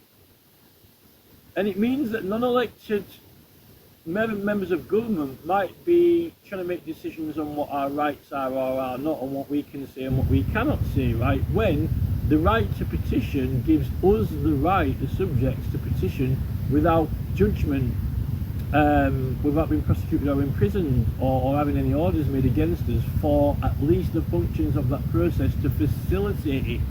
And what they've actually done by changing the order of it and having you collect the signatures after it's been approved or published afterwards, when usually the whole thing is either handed in complete or it isn't handed in right, is that they are being able to moderate and administrate and control what we can and can't draw attention to and how much pressure we can collect to put on the government or not. And that is actually unlawfully taking away our privileges from us, just like the House of Lords cannot infringe on the Commons' privileges, and the Commons can't infringe on the Lords' privileges. They're actually infringing on our right of the subjects together to collect the signatures and then hand them in, right? With that pressure point handed in at that point, they're saying what we are allowed, well, how much pressure we're allowed to gather, and how much attention we're allowed to draw to something, which is wrong, because that is our right and our privilege. And to suggest that if you direct them from number 10 and bypass all Parliament and elected MPs and committees, and they went to say go straight to Jim Hara, even if there is one Secretary of State, I mean, who is Jim Hara or the Secretary of State for Revenue and Customs, to infringe on our many processes of carrying out what we need to carry out in order to hand the petition in. They're actually changing the order of it, right? And what that's doing is, this is like what Robert F. Kennedy Jr. and Donald Trump have said about bureaucrats taking over the government, right? This is actually people like Jim Hara, right, actually controlling what we can and can't do, and how much we can, how much actually awareness we can raise on a subject, and how much pressure we can get, preventing us from doing that just because we're using the government's website, right? Well, Royal Mail was the government, so they didn't, stop you sending a letter.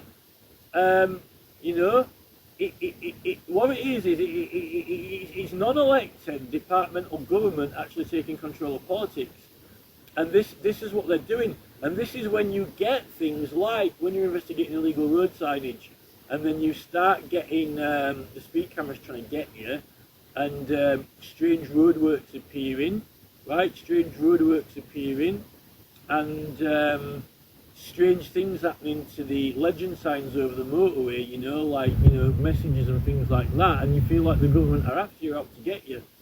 And they might be, because if you've got serious criminal charges against a department like the Department of Transport, they might end up, the managers, the bosses might end up using their entire workforce against you, and that's what happened to me at the end, a setup. I was subjected to a setup, with Gordon Queen and Michael Pagella, who actually gave evidence against me unlawfully, with contempt. And it says explicitly in Erskine May, under the privileges for petitioners, that petitioners might be subjected to deterrent actions or intimidation or forces to deter them from pursuing certain causes or petitions. Well, that's what I experienced.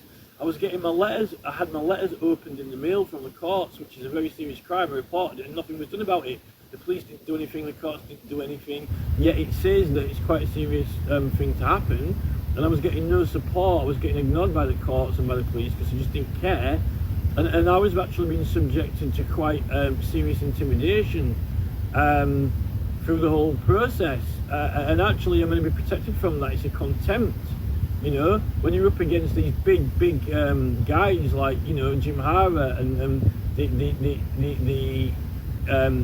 the chiefs in charge of the DVLA, MI5 chief, people like that, permanent positions and non-elected, but they've got control of the services, they've got executive functions. And even if you get MPs are elected, right? Some MPs are brand new, like Jack Rankin, right? They've never been in government before. And, some of the MPs are only, some of the MPs aren't in there for long, right?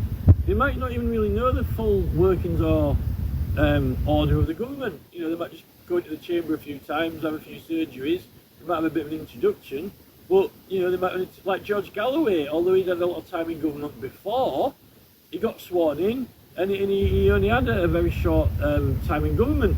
he might not even scratch the surface of what the government have been up to, what they've been doing, orchestrating, building over all these years. And this is when you end up with a police force, with, you know, these police chiefs who are now not elected, magistrates and judges who aren't elected, and they've built up a regime, and they're doing things, they've got plans, they're building on the government, and they're taking it in a direction, and no matter what MPs, you know, okay, the Conservative and Labour Party as a body might have control of the strategy when they've been in control of the government for a certain amount of time, but they have MPs come and go who are told to vote certain ways, you know, or they're thrown out of the party and things like that.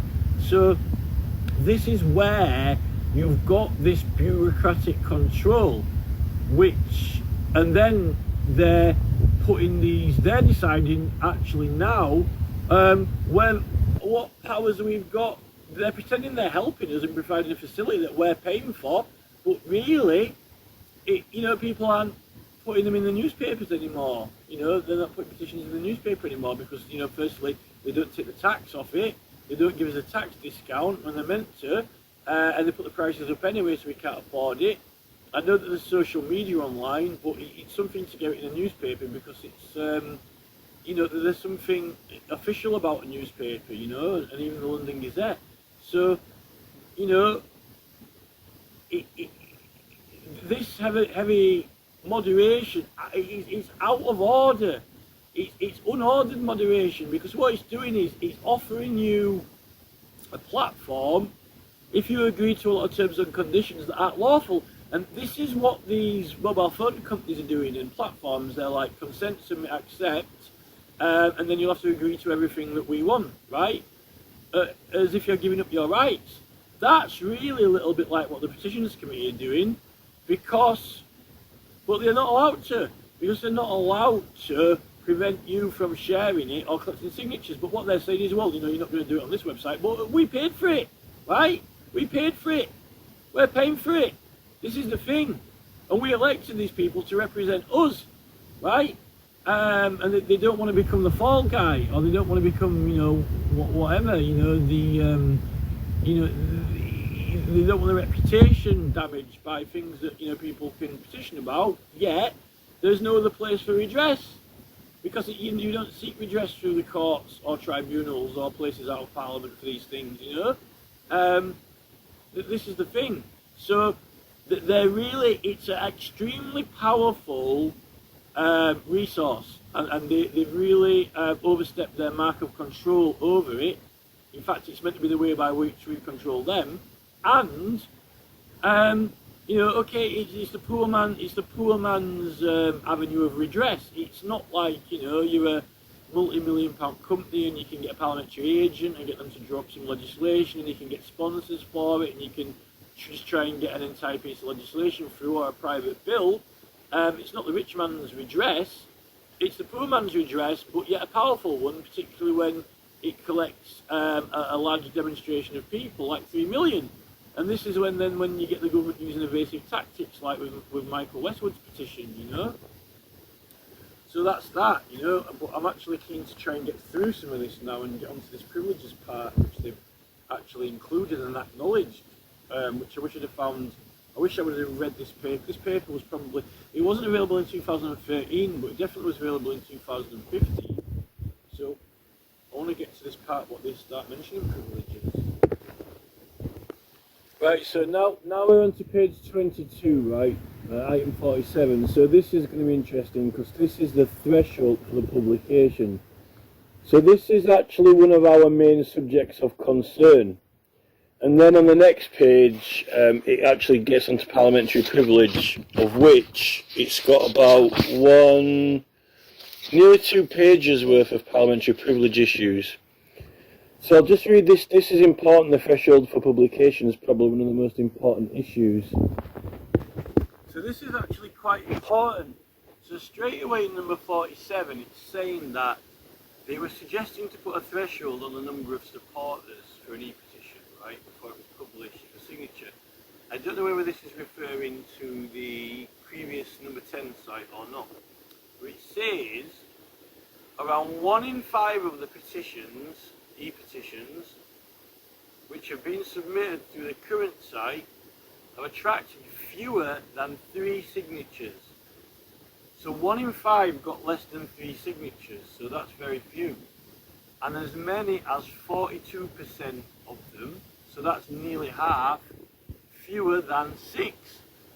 So they were saying that at least half of the petitions, nearly, or just under half, were getting fewer than 6 signatures. Okay, so that is a lot of the issues. And what I find now is when I look at the website and look at all the petitions that are up there, it's very difficult to get one published now. There are many hundreds of them which don't hardly get any signatures, and people don't bother trying to share them, and I can see how they get trouble or difficulty with them, because there are 2 factors. One is the issue already pertinent? That means that, for example, leaving the EU, is it already something controversial? Like, are a lot of people already kicking off about it? And what you like ULEZ, like the Stop ULEZ, right? So if the issue is already controversial in the government, people are going to be wanting to oppose it or support it. That means there are going to be a large amount of people already annoyed about it and interested. And you're going to be willing to push the government one way or another, like with the ULEZ or EU. Then you've got petitions which are kind of silly or funny or making a point, yet the point is to wit, and they will be able to get signatures because people find it entertaining. And that is why I've had a few rejected, like, change number 10 Downing Street to Davros Street, yet the Mayor of London wanted to be able to change all the street names in London. So, it's legitimate.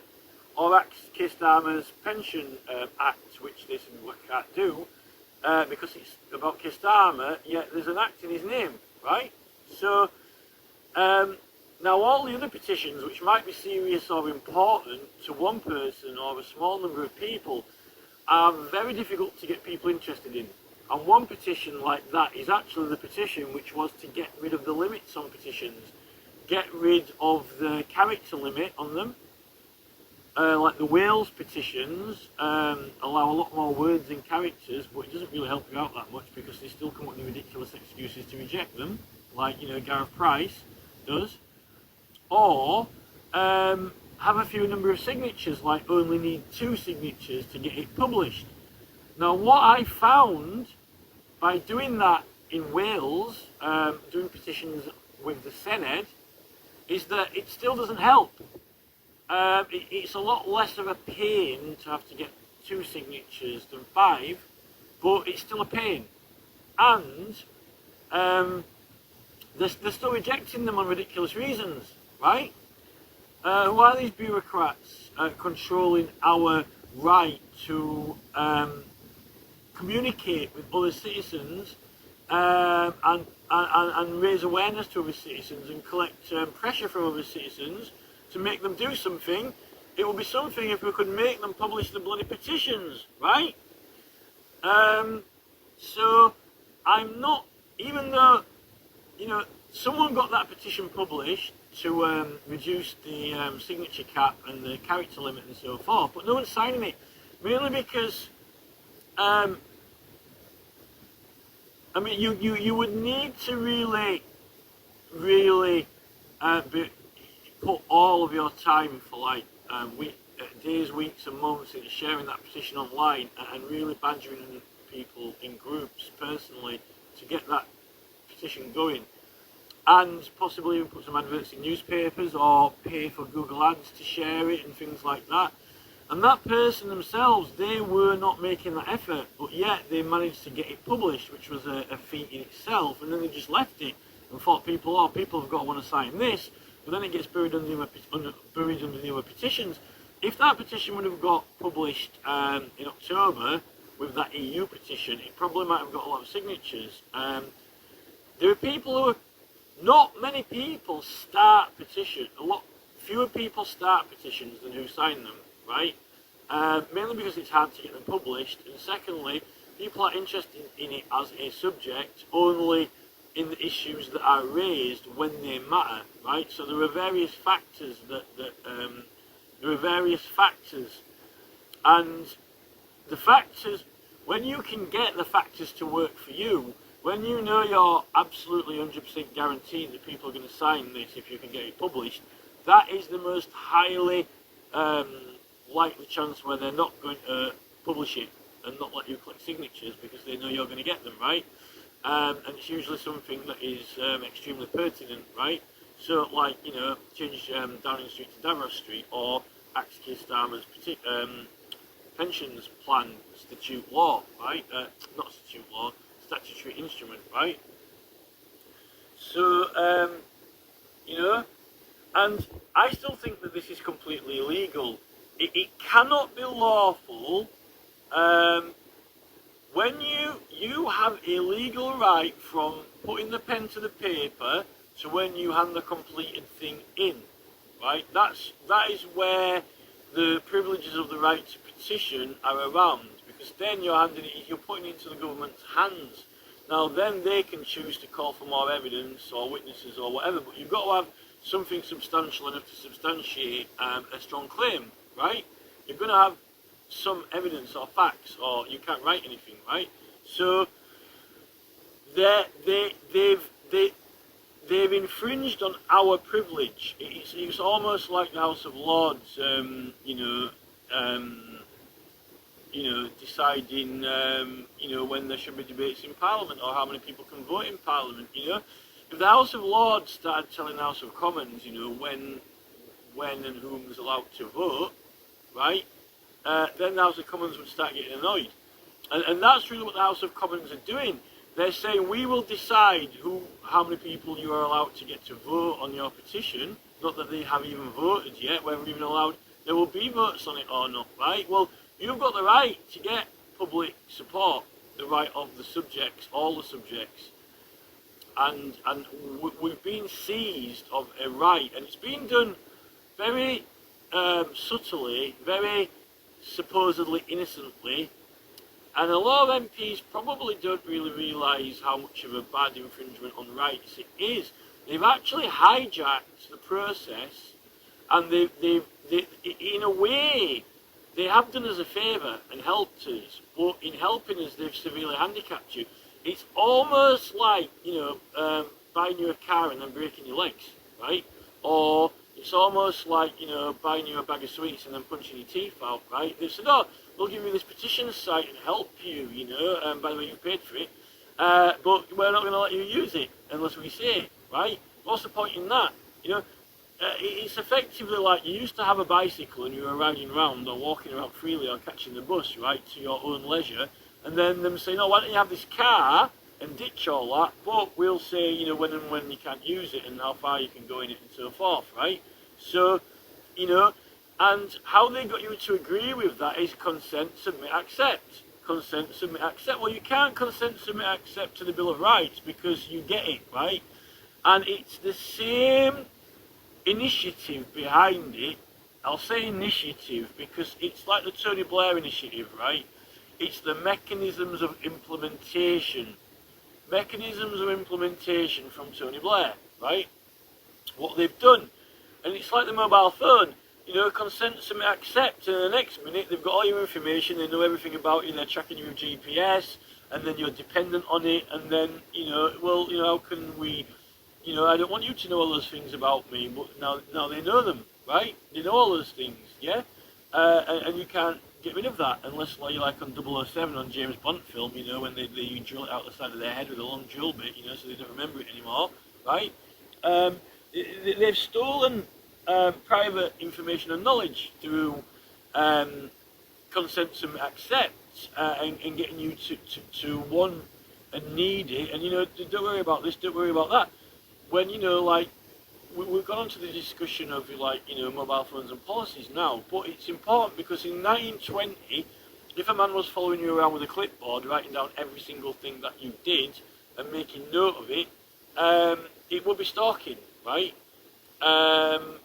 And now the Tony Blair initiative is that, this is not stalking. We're the government, you can trust us, and, even if you don't like it, we're going to make it the law, right? How do we get into this situation? No freedom of information. Well, Tony Blair, he won't give us any information about his secret private affairs. Amazon won't give us any information, they don't answer questions. TuneCore, we don't answer questions. All these big companies, we don't answer questions. We don't tell you the names of staff. We don't tell you anything because, if we do, well, we might be liable legally to, being sued. Even though, in signing our policy and using our services, you've agreed that you can't sue us. This is why I don't like Donald Trump's terminology of we're building a wall. Because although, he's referring to, the south of America and the border, when Donald Trump, when big businessmen talk about building walls, I can't help but worry about these walls that are being built in their companies and blocking off information and knowledge into their services, and all these policies they're forcing us into agreement with an over option, which are taking our rights, claiming to take our rights away from us, and saying that we will consent, submit and accept every single thing that they do. They don't even need to put bills through Parliament. It really must be like the genie in the bottle, this consent, submit, accept, because they don't even have to sponsor or lobby bills to put through Parliament to make it the law. They're just getting you to, click a button and agree. I agree, It's almost like, slap me in the face, I agree, kick me in the balls, I agree, It's like, take all my possessions, I agree. All these things. When you don't agree, but it's a manipulative, coercive process, and that's effectively what this e-petitions is, presented as a very fair, modern, democratic process, but yet they're heavily restricting how many words you can write and what information you can put down. And now hardly anybody, I'd love to know how many people bother writing traditional petitions, traditional method petitions, and sending them in the proper traditional method, getting their MP to deliver them. I don't know how many people do it. I've done some by email. I don't know if that counts or not, because it's not using the e-petition website. I'd like to know, e-petitions were very popular through the 1800s, and then they sharply declined in number. I don't know whether that's because they were discouraging them or not. And all the original ones are destroyed, all these amazing documents, that got burned in the fire, or, and they really would have been, for the common people of the country, very valuable historic articles, particularly with all the original stamps and seals of the courts on, because then we'd have known what courts to look for the court proceedings and so forth, because those court proceedings and what dialogue was had and said regarding privileges is quite an important part of the study that I want to do and find. And if they don't have the original articles, or very few of them, that's a really important documentary part of English heritage which is being lost. So, but anyway, I'll try and get through the rest of this paragraph, because this is probably going to be one of the most important paragraphs in this, privileges. So they're putting the emphasis on the moderation now on publication, because publishing it makes it an official parliamentary paper, but really all petitions that you create, that any member of the public creates, really is a parliamentary paper if it's intended for Parliament, even though it hasn't been published. It's not published parliamentary paper. But what is the status of a petition that you draw up yourself and ask people to sign and you put it in the newspaper? That would be a question. If a petition is to Parliament and a member of the public puts it in a newspaper, is it a parliamentary paper or not? That's actually probably, I've just realised that is an absolutely fantastic and great question, and I think I should enshrine that question and frame it and put it on a wall maybe. I might send it to the Petitions Committee. Is a petition from a member of the public, which they have initiated, to Parliament and published in a major newspaper, remember they used to have them in the London Gazette and so forth, is it a parliamentary paper, a published parliamentary paper or not? That's an amazing question. And it goes back to the Tumultuous Petitioning Act and the courts process that used to exist until 1986. So it's all about the publication. But this is the thing. If the high number of signatures that you have got legitimizes what you're asking for, the seriousness of it, and that people support it, and that it should be published, and it would command the full law, like the Parliamentary Papers Act, which protects material from any legal challenges, to justify it being published with that protection, regardless of what is in the content, because of so many people supporting it. Now, if you were allowed to collect more than 20 signatures online, and if it actually gave a proper... You see, when you open the page, it doesn't tell everybody everything about the petition. They've got it set up very craftily so they can only see your name and not the actual writing of the petition. Now, if your petition wasn't like... well, it is... In a way, I don't know how they can say that it is not published, because when you get a link, an URL, it's a little bit like on YouTube. On YouTube, right, when you upload a video, you can either upload it, right, and what they call publish it, or you can publish it with a link only, which means that you're sharing it. Or you can have it private, and then no one else can see it except yourself. Now, to compare the different options on YouTube, right, so the e-petitions, when you create a petition, right, and then submit it, that is the equivalent of having a YouTube video uploaded and getting an URL, but not having it published to the public. But they do consider it being published at that point, and you can get a strike. But it's not on private. Now, if YouTube consider that as published, because you're sharing it, you know, just like if you've got a Google Drive and you share a file, like a video or a PDF, right? You know, could you argue in a court? Well, not in a court if it's parliamentary privilege, because they won't allow the argument of it in a court. But could you say that it is published? And this is the thing. It's not. It's shareable, and surely it's an official parliamentary paper if you've got a link, and it exists. But they only say that it's the petition of someone doesn't actually give you the writing. And that's where they're coming in very craftily. And that's where the big con is in the deception to what is it published or not. Is it actually published or not?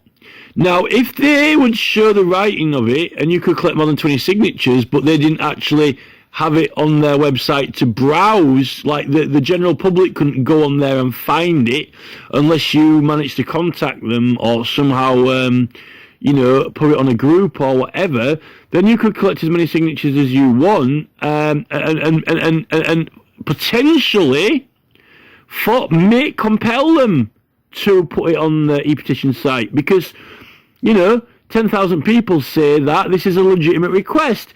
10,000 people say that this is, you know, that they want it to be published and that it should be subject to the Parliamentary Papers Act and allowed to be published regardless of the content. That they advocate the evidence. You might have 20 professors who have signed it. And this is the type of argument that the government was using in COVID, when there were professors and legal professionals and doctors in law having an opinion on the pandemic and COVID, yet the government took their material down and only relied on their own experts. So that's effectively a very similar basis and argument to what they're doing with this process, in a way. Even with legal professionals, you know. So I would suggest that, you know, if the newspaper weren't charging us the tax, which they're not meant to be charging us, and if they hadn't hiked the prices up to keep us out of the newspaper, then you would really be challenging Boris Johnson, because you could get a petition in the newspaper for a lot cheaper, affordable amount of money, accessible, and you could, you would be next to Boris Johnson's column when he was the Prime Minister and getting paid, in these newspapers. And I know that there are a lot of, you could say, well, what's the point in the newspaper now that there are platforms, Facebook groups?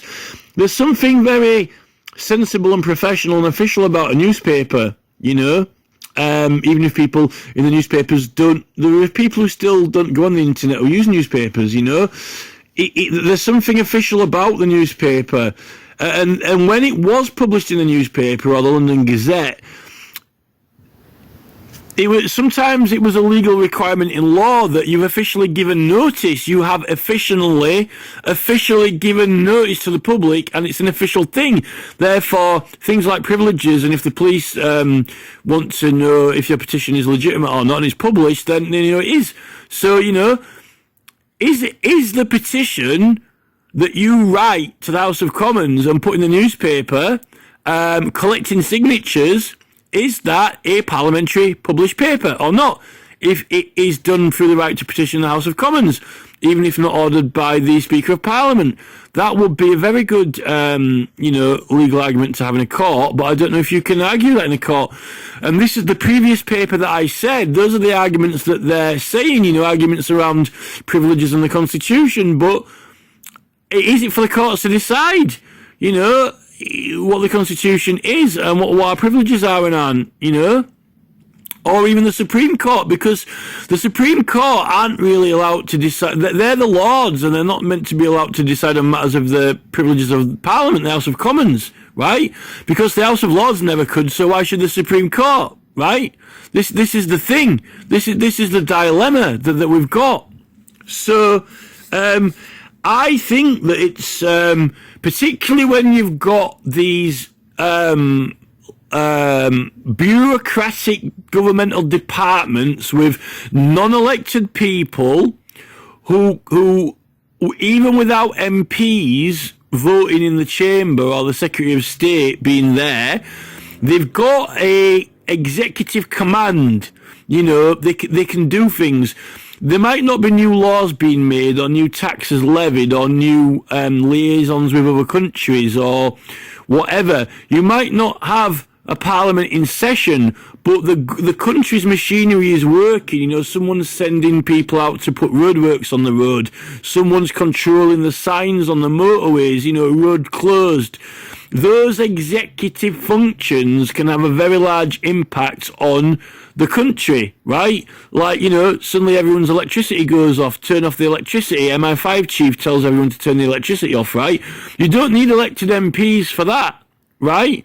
There are day-to-day runnings of the country that certain persons have direct executive authority, power and control over. And it's those people who are wanting things like facial recognition technology to be implemented in cameras, surveillance, more cameras, and all this new technology, like the MI5 chief, like the police chiefs, and these people who have assumed an extremely powerful lobbying power, and they can even possibly intimidate or influence. We don't know who's setting up these incidents and accidents. Sometimes these very strange incidents and accidents are occurring and might scare or frighten MPs or provoke them into having to put legislation through. And that is like in the Erskine May book, when it's saying under the petitioning rights, it's saying, like, petitioners might be subject to intimidation. They might be subject to people deterring them from their pursuits because people might be trying to put them off or stop them from doing certain things. And like, the Stop ULEZ campaign, this happened to, Kingsley Hamilton. There was a strange freak electric vehicle fire opposite his house. And the fire engines were outside, with all the lights in the middle of the night at 3 o'clock in the morning or 4 o'clock in the morning, and all these stresses. He ended up splitting up with his partner and all manner of things like that. we've had things happen here that we've had the planes moved over the house directly, really noisy in a very strange erratic flight path. Like in a bent, in like a big curvy bent line flight path, almost like the Amazon logo, and the petition is called bentcop.biz. Things like that are intimidating and frightening. So there are all these things that are well recognised and known to exist that threaten petitioners and possibly even MPs as well. But petitioners have got the right to hold their MPs to account in Parliament, not in the courts. You might say, well, are petitioners provoking MPs? Well, this is the thing. If Sadiq Khan, the Mayor of London, has got the legal right and authority to suddenly say, right, I'm going to put these ridiculous fines in, he's actually hurting and harming the people financially. So, because it's not malice, because he's claiming that he's got the legal right to do that, through executive function of government, you've got the right to oppose him. So anything you do to oppose that, like, collect signatures to stop him from doing it, is a response. It's not. It's with a cause. It's with a political cause behind it, and if he can impose fines on people and really hurt them and punish them financially and put them into misery, that's where you do have a legal right for redress and to use unlimited words, advertisements, and so forth to object against him with equal force. But this Mayor of London doesn't like it. He's saying that it's harassment. So, this is a thing, But what we're talking about, we're talking about, you see, you've got all these big political entities now, very, very large political entities whom have got a lot of money and control over services and power and personnel and so forth. Now, are those companies, allowed to do their own campaigns? Well, I think the thing with malice and deterrence is that people are getting subjected to certain treatments or behaviours or tactics that isn't officially declared as being so. So it's like, if they officially declare themselves in opposition and submit the opposition, then they're officially opposing it. And it's with cause, it's not malice.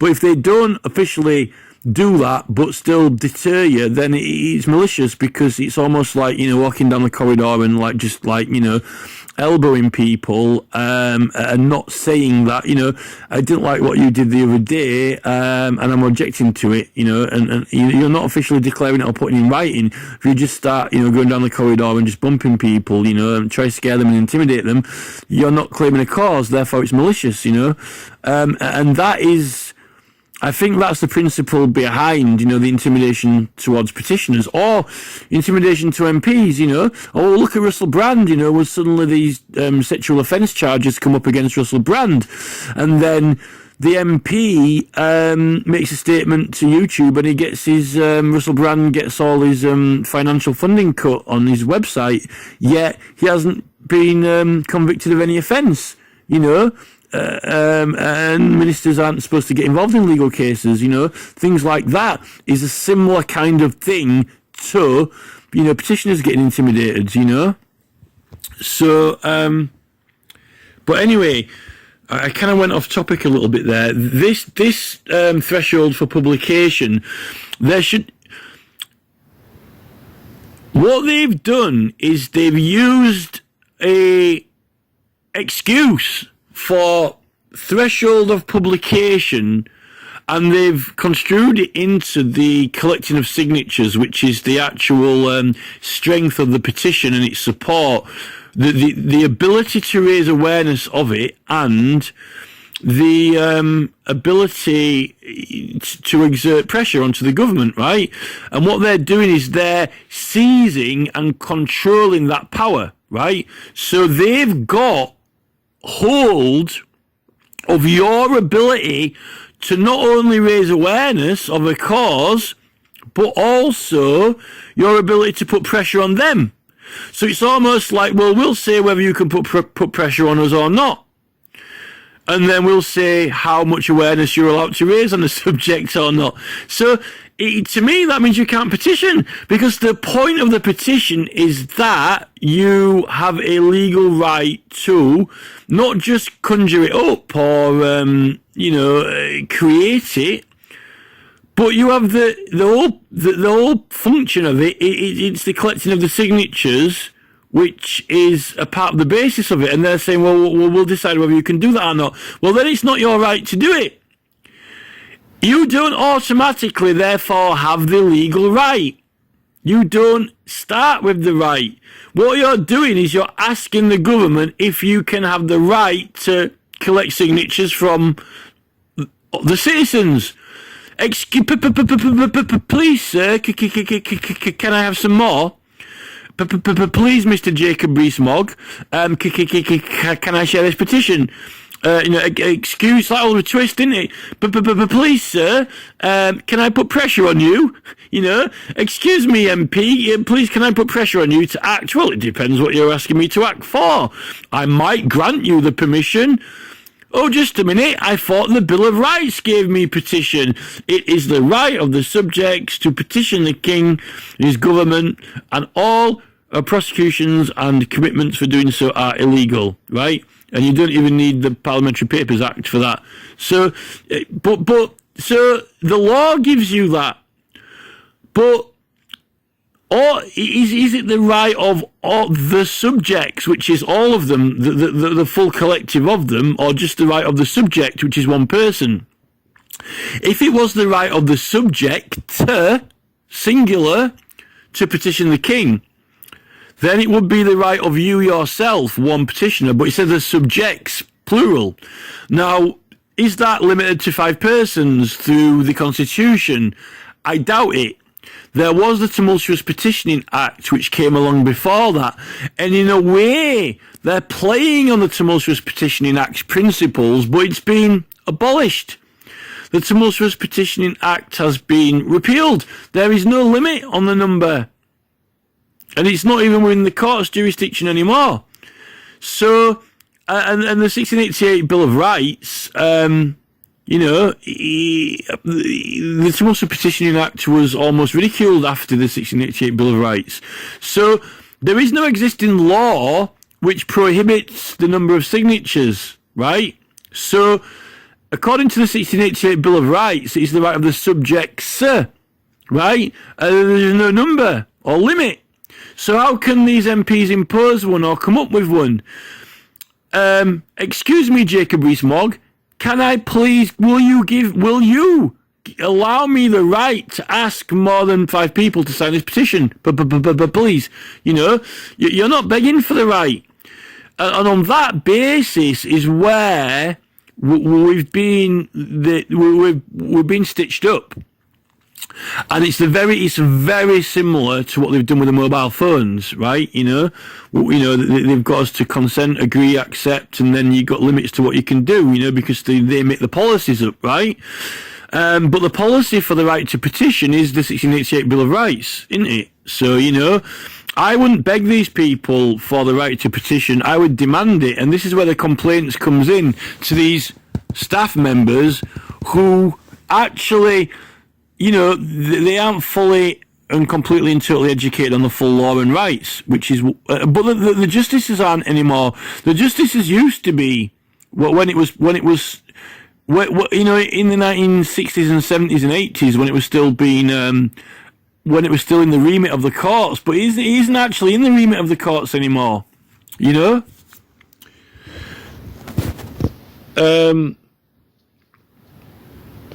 So this can be done relatively simply through the site where line petitions support the petition. Those people will then be automatically emailed. It says you can enter people's email addresses yourself and submit it to that person to see if they want to sign it by clicking a link in the email, exactly as if they had gone to the site to sign or publish petition and they support it only. They're suggesting that you might have been able to enter a lot of email addresses into it and then just press a button and it sends recommendations. They didn't implement that from what I've seen. They never implemented that option. We've done so in the next petition forwarded in moderation. So, you know, so the conclusion of the threshold for publication is that why are they considering it as published? Because really, what the argument is, you know, what they're trying to make out is that the argument is that, you know, can Parliament stop you from getting it published in a newspaper if they don't agree with it? You know, that's the thing. You know, and if you got prosecuted, would the Bill of Rights protect you? And would you be entitled to the Parliamentary Papers Act and a certificate from the Speaker? Now that, when the Speaker give you a certificate, right, is only equal to say, you know, would this Petitions Committee publish it? It's still not a certificate from the Speaker, but it's got the, you know, the parliamentary seal of approval on it. The government's, it's a parliamentary publication, right? So these are the arguments that I'm having now with the House of Commons. So you've got to absolutely laugh at this part. So on page 22 under 49, terms and conditions for the submission of an e-petition. This is an absolute cork of this. 49. We have considered the terms and conditions of the current e-petition site. So they are saying it's got terms and conditions as if it's like some kind of smartphone app or some kind of contract or company, right? The terms and conditions should be what the law is and the rights. And we are broadly content with them. Well, I'm not surprised they are content with them and they're getting to write them and choose what they are, but I'm not even having to get it put through law or legislation, right? Just like the people who construct these policies are with these companies, you know? It's not even a law. No wonder they're content with them, right?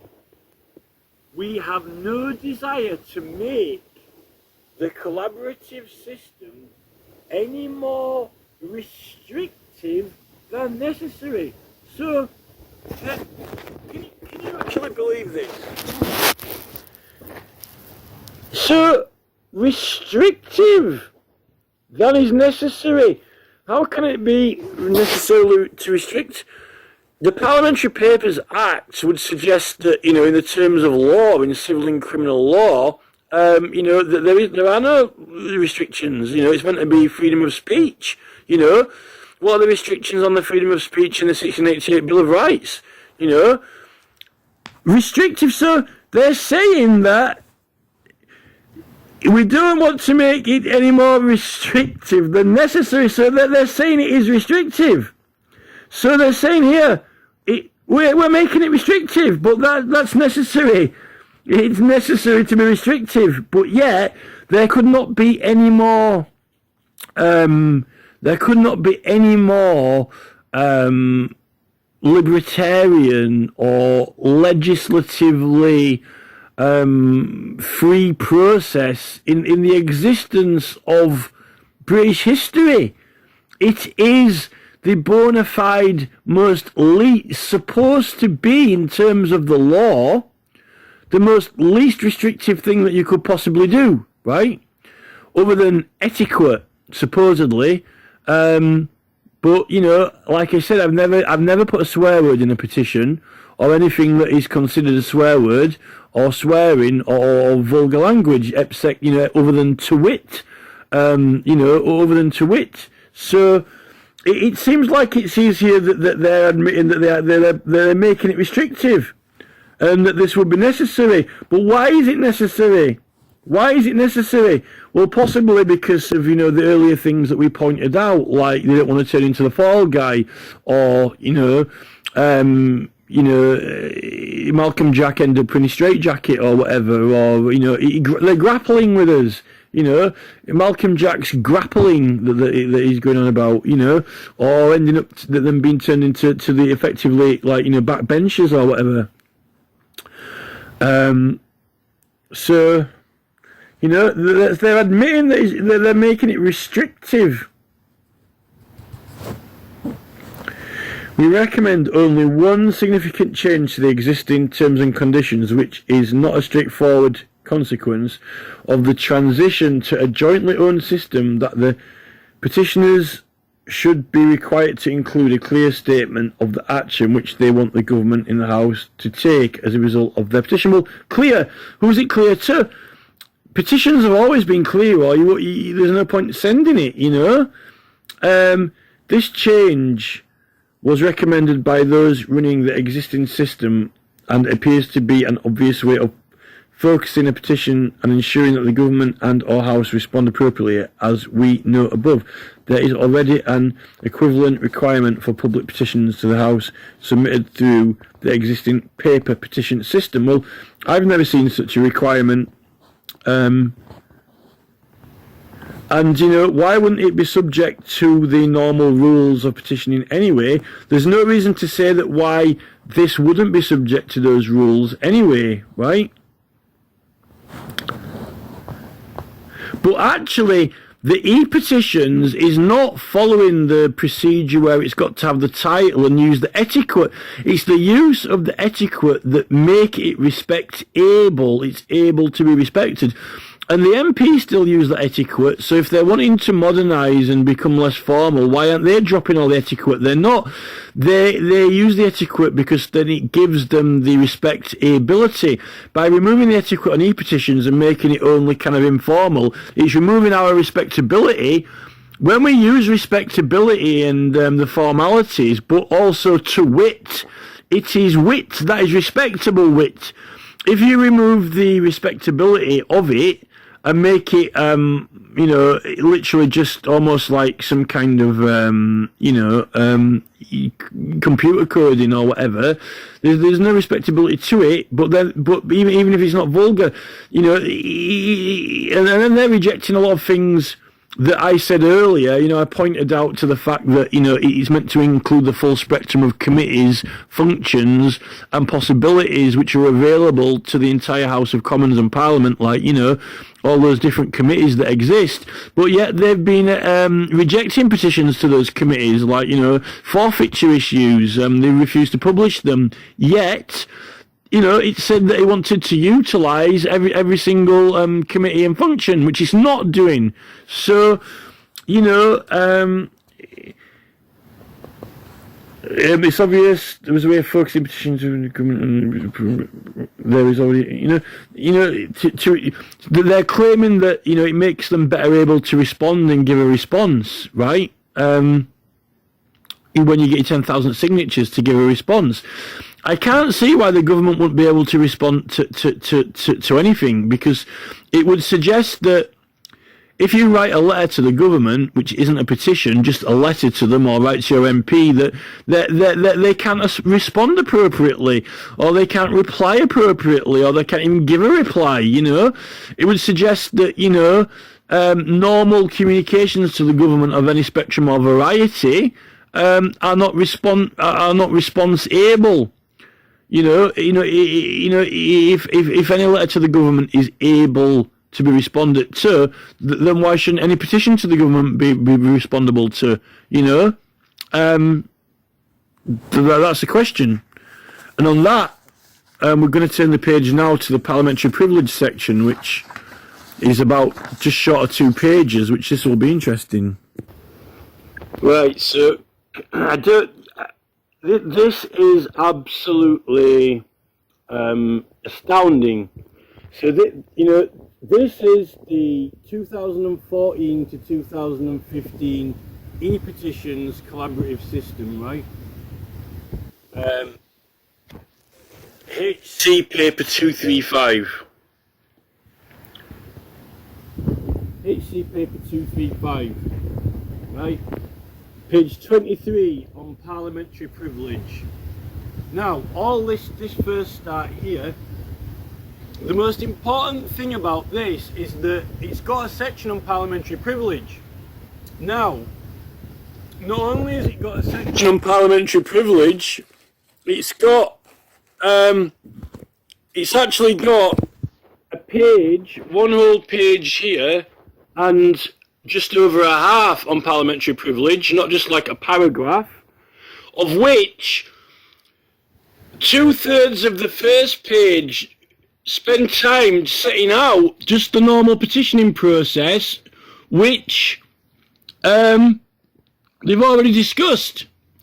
And yet, this setting out the entire petition process, why would that be in the privileges section? Why would the privileges section take up 2/3 of it, or actually a half of it altogether, in setting out the normal procedure of petitions, right? Wouldn't that just be in the normal section? So it wastes about of the one and sort of about just over 1.5 pages. It wastes more than half a page on laying out the normal process of petitioning, which has got really nothing to do with particularly privileges themselves, because this could be in any of the sections, right? Now, the fact is, this paper is about e-petitions, petitioning the government and e-petitions. Now, it's actually got a section on parliamentary privilege, so it's saying that parliamentary privilege is something relevant to e-petitions and running them, right?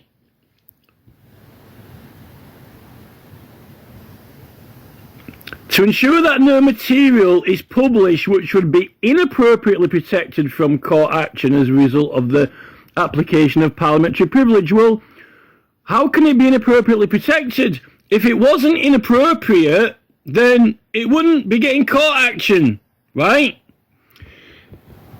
And actually, there were only 53, 54 and 55 and 57, 56 and 57, there were only 5 paragraphs really worth reading, right? Because this first paragraph just sets out that there's a potential, so this is not even law, right? This is not even the law, or a standing order, or a resolution of Parliament. This is merely a, like an assessment review paper, right? A report. Now, this is MPs speaking, right? Not us, not the citizens, right? There is a potential scope of parliamentary privilege applying to such petitions. Wow! There's a potential scope of it applying to it. Wow! Interesting that the main and only constitutional law about petitioning is the privilege. That you shan't be prosecuted or imprisoned. The one, the only, the infamous, the epiphanal right is that you will not be specifically on. There is no other subject, no other point, and no other dialogue about petitioning in the Constitution other than the singular, explicit, precise and clear provision that it's our right to do it without being prosecuted or put in prison, right? And that is one of the privileges of Parliament, although it is our own privilege of the subjects, as distinctly separate from the House of Lords or the Commons, right? And they don't interfere with each other. So whether this is only talking in terms of parliamentary privilege at the MPs, right, and ignoring the 1688 Bill of Rights, right, of the subjects, which is a privilege, one of the parliamentary privileges, right? There is no other subject, topic, interest, wording, reference, terms, conditions, pointers, other than the unequivocal, precision, precise, legal effect of no prosecutions or imprisonments, right? And also, it says that in the 1689 Claim of Right Act, it says that you shouldn't use privilege to get to evade civil liability. If you owe people money, right? Personal debts, right? So what else is there left other than criminal charges? And which And we'll get the Erskine out in a minute for Mesny process, which is civil process, and you're doing your petitioning because it's a legal action, right? What you're doing is you're prosecuting a petition to the Parliament, right? So this part here, right? So the scope for it is there. The scope, indeed. This is encourageable. There might be some scope for it to include 1.5 pages on it in a book about e-petitions by the government in a review, right? It couldn't be closer to the subject. It couldn't be more irrelevant. Is relevant, right? The potential scope. Now, this is where Jacob Rees-Mogg comes. Jacob Rees-Mogg was on this committee. Jacob Rees-Mogg was on this committee who did this report, right? Let's note that now, right? That it is the potential scope of parliamentary privilege applying to such petitions, right? The House will wish, or will it, to satisfy itself. Well, what about satisfy the people who've got the rights? The House wishes to satisfy itself. Well, does it satisfy the people who's petitioners who've got the right to petition? That the procedures are in place to ensure that no material is published which will be inappropriately protected from court action as a result of the application of parliamentary privilege. So that's to apply it. Now, inappropriately protected, that's interesting because what's appropriate is what is required to perform the functions. What is functional? What privileges are appropriately applied for functionality, to be able to function, to be able to engage in the process, to be able to act in the processes? And in Erskine May, those are called Mesny processes. Well, we know what Mesny processes are. They're actually the activities of a civil proceeding or a legal proceeding which is not performed actually in the court, in the particular court sessions, right, outside of them, right? It exists, right? Now, how can you be inappropriately protected? Well, this is the thing. If something was never inappropriate in regards of its content or material, why would anyone want to prosecute it against it, right? So, and then they do raise the subject of the Parliamentary Papers Act, right, in this.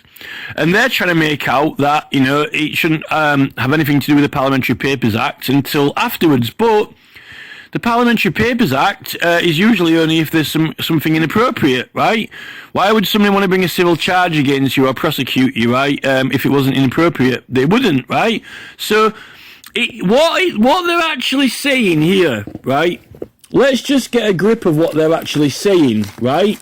What I think that Jacob Rees-Mogg and his cronies are saying here, right, is this. That is, let's not let these people, let's pretend that these people aren't eligible to privilege or can't use it when it might be needed, basically, right? If there is anything that might require or need the use to be protected through privilege, let's not give them it, because then, it might be used for something. It's like, Malcolm Jack says, so Malcolm Jack says that, a privilege that cannot be abused is no privilege at all. So Malcolm Jack, a privilege that cannot be abused is no privilege at all. So effectively, you haven't got one. Well, that's what they're saying here. They're saying that if it's inappropriate, then you're not having it. So if you need to use it for anything, right, then that's when we're not going to let you have it or use it if it would be needed. So effectively, right, if there's anything that you might need privilege to protect you from, right, that was worth doing to necessitate using it, then we don't want you to use it for those things. So therefore, you're not going to have it at all, right? That's what they're trying to make out. But let's remember, this is not the law, right? So this is Jacob Rees-Mogg in the dancing around the maypole. Right, this is like Jacob Rees-Mogg's maypole dancing, right? Jacob Rees-Mogg dancing around the maypole. If there was any reason that would necessitate dancing around the maypole, then we're not going to let you dance around it, because then you might not have a maypole to dance around. You don't dance around the maypole because it might result in maypole dancing. This is the thing, right? Now, let's see. A petition should... now, they're saying that it is not. They're not saying that it isn't, and they're not saying it can't be, right? This is purely the opinion of a bunch of MPs, right? And this is not the law, right? They're saying a petition shouldn't be privileged simply by virtue of having been approved by the Petitions Committee staff. Well, the Petitions Committee staff don't create privileges. The law creates privileges, right? A petition should be privileged on the basis of that you are doing it and that you created it and it exists, right? Because you've got the right to do it with the privileges of the 1688 Bill of Rights. And remember, they were writing this around the time that I actually invented my petition and brought it in, right? So I would probably suggest that this is actually maybe possibly even them opposing a response to my petition, 71504, possibly even Jacob Rees-Mogg and David Cameron, right? So this is actually evidence of contempt. They're actually in contempt of the 1688 Bill of Rights right to petition at this point, right? So they think that the Petitions Committee staff might be the ones that should decide whether or not we've got a privilege or not. Not even the Speaker of Parliament, and not even the law, and not even ourselves, right? An analogy may be drawn with the role of the clerk of public petitions in respect of the existing paper petition system. She may approve the wording of a proposed petition. A proposed. How can she approve that when you're at home, like, in Durham or somewhere like that? It's the right of the subjects to petition the king. Our right of the subjects, right? A right of the subjects. Who's writing it? Is she writing it? She may approve the wording of it. She may approve the wording. Whose is it? Which is then prepared and circulated by the petitioner to collect signatures before being presented to the House. There is no implication that the petition is privileged whilst it is being circulated for signatures and collected. How are you supposed to collect them?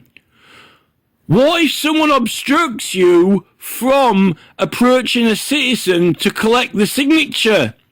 Right? This is contempt in the highest degree of contempt possible known to mankind. Jacob Rees-Mogg is hereby engaging in the contempt of Parliament and the Constitution of England, the history of England, right? Because even petitions under 20 signatures were privileged without the consent from a court under the 1661 Tumultuous Petitioning Act. They were actually privileged up to 20 people. It was the amount of people who were allowed to attach the privileges. And they didn't even need to be the Bill of Rights. The Bill of Rights didn't even give them the privilege. It was because it was either it is a Mesny process to Parliament or it is not. Didn't need approval from anyone in the courts to go about doing it, right? It is the right of the subjects, that's us, to collect, the subjects to collect the signatures and do the petition. It's not anything to do with an MP, right? And actually the King, His Majesty's government, a clerk of the Parliament is not an elected member of Parliament. right? A clerk of the Parliament is not even elected, let alone crowned as the king, right? And I don't know, under the Statute of Westminster II, right? Under the Statute of Westminster II, you can write a complaint to a judge and he will seal it with his stamp, right? He will do, and he cannot refuse it. You can write down whatever your complaint is to a justice, right? Sent to the king. The justice will put his stamp on that bill of exemption, whether he likes it or not. He must stamp it that you have complained against him, right, to the king, right? He'll stamp it whether he likes it or not, whether he agrees with the words on it or not. That judge will sign it, and if that judge does not sign it, another judge will sign it, right? And he doesn't, you're not agreeing with him. You're actually disagreeing with him, right? You are disagreeing with the judge. You are disagreeing with what that judge has said, right, in a court to the king, right? You are disagreeing with that judge, right, on paper. Your disagreement with him, right? And that goes to the king, and that judge will put his bloody seal on it, right? It'll get delivered, and you write down what you bloody well want on it, right? And that delivery is privileged, right? That judge does not decide what you can and cannot complain about against him, right? He'll put his seal on it, right? And you'll send it to the king, and the king will decide, and he will call for documents, right, to check it, right? And you'll write down what your complaint is on that sheet of paper, right? And the king will get it, right? No clerk decides, right, what your complaint is, because what they're actually doing is they're editing your complaint. In fact, they're almost formulating your complaint with you, or almost even saying what you can complain about. Now, if a clerk, right, says that you can't write a complaint in words, or you can't complain, you don't actually have a complaint. You can't have one, because the clerk is telling you what you can and can't write, and even possibly editing or redacting it. Now, that is changing evidence. Now, it's true in a courtroom that you can submit a case to a court and they might reject the case. But it's rare, and they just don't seem to do it.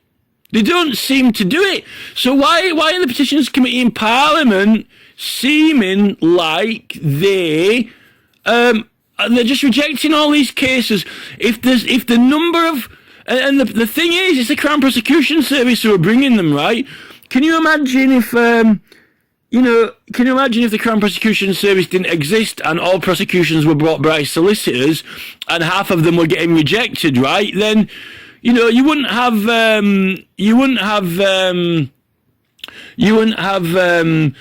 Brian Leveson doing an independent review of the courts and scratching his head how they're going to free up some court time, because they don't have time to hear all these cases because they've got too many cases, because they would all be being rejected all the time.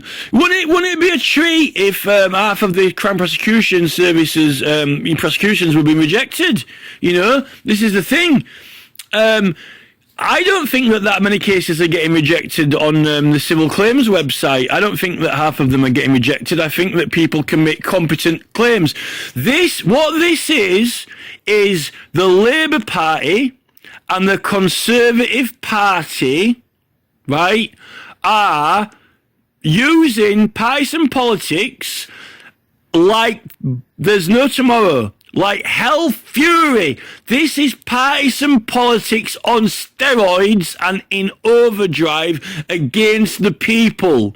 This is deep sea diving in partisan politics, and it ain't even camouflaged. It's not even camouflaged partisan politics. This is contempt, lies, flaming bloody lies on fire. Your pants are on fire, right? This is Jacob Rees-Mogg dancing round the maypole with his pants on fire, right? This is a compulsive liar, right? A man born into the aristocracy, with servants all his life, who couldn't even get voted into, a constituency in Scotland, right? Who's cheated all the election rules known to mankind. He's getting paid insane amounts on GB News, which didn't even do him the good benefit of even getting elected in his own seat. It did him detrimental effect, right? In Parliament, in a committee, coming up with a report which is literally like a flaming lie, and God knows what happened to all those petitions when Parliament burned down anyway, right? Yet, why is it that Baron Denman, first Baron Denman and the Parliament in 1868 said that petitioner cannot be punished. The petitioner cannot be punished. So this is a complete and total betrayal of the subjects of England, an absolute betrayal of the people and of the constitution of this country by liars. And they don't even know how to represent their own privileges. I wouldn't mind, but no wonder they're taking our privileges away from us. They don't even know how to read their privileges from the acts of law, from the acts. And I think the battery's going to go soon, and but at least I wanted to get this parliamentary privileges section of this done, actually, right? I'm going to get this parliamentary privileges section part of this done, whether the battery goes or not, and then I'll just have to charge it back up again, right? And add the rest of this paper on, but I don't know if there's anything else that needs reviewing in this paper after this. Right, here, right, this is, right, of the parliamentary law as to agency, right? Of the parliamentary law as to agency. So this is the things that actually confirm that you're covered by the parliamentary law of agency, right? And these are the things which are covered by it, right? The principles of this law and the degrees of agency, right? Agents and particular things from which agency may be inferred. Now, this is mainly for elections, but it's an example that you're acting in the agency of Parliament, right? Now, when Parliament orders something to be published, a publication, right? It makes an order for it to be published, right? The publishers are agents. The publishers are agents because they've been assigned to print books. Now, they're privileged, right? But they're always saying, oh, it's things that after you've done in the chamber, or it must be inside, which is tosh, right? Canvassing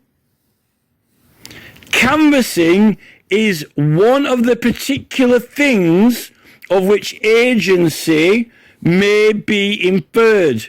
Canvassing. That is to make available to the public or a section of the public through whatever form or whatever means, right? Being on committees, receiving money from a candidate for an election, expenses, receiving letters of authority from a candidate, being in interference from previous elections, being agents. It goes on. Now, canvassing is an activity that is required for petitioning. You need to be able to do it. Right? You need to be able to do canvassing because that is what makes it. Otherwise, you can't make the petitions available to the public or a section of the public, right? And they won't know about it and they can't sign it, right? So advertising. That is why the Town and Country Planning Act 2007, right, has got Class F in Schedule 1 because they're saying you can use any enactment of law. They're allowing you any enactment of law that you want for advertising in public. You can choose. It says explicitly that if it is a advertisement in public, a particular thing only in that act, or in that act, right? Advertisements in public may use any enactment of law, right? What is an advertisement in public, right? This is a particular thing that is canvassing. Now, it states that you can use any enactment. So that means you could use the Parliamentary Privileges Act 1770, or the Parliamentary Papers Act 1840, or the 1688 Bill of Rights right to petition. Why would you be wanting to use that in an act which was about advertising? Why would you want, need, or wish to make use of, in an act which is about advertising and advertisements in public, why would you want a section and schedule and class which gave you an explicit legal right to use absolutely any enactment of law which you wanted to? What law might you need to use if you were doing petitioning? Right? And what does petitioning entail? What particular thing does it entail? Right? Canvassing. Right? What law might that be? Like the 1688 Bill of Rights, and what are the provisions of that you cannot be prosecuted or put in prison, right? And what does that equate to? Well, privilege, right? So this is the parliamentary law as to agency. So whoever wrote that act, whoever created the act in 2007, knew all about that. They must have known about that, because the next class is Class E, which is elections, right? And elections are done under the Parliamentary Law of Agency, but they're not a petition. It's not the right to petition, because it's not a petition to the House of Commons, it's an election, right? But elections are still covered by parliamentary privilege, right? Because you've got particular laws as well, like in the Representation of the People Act, such as Representation of the People Act 1983, Section 100, which is illegal police canvassing. Canvassing! Illegal police canvassing, right? They're not allowed to prevent you from doing canvassing, because therefore they're intervening in electoral processes, the civil mesne process of an election, right?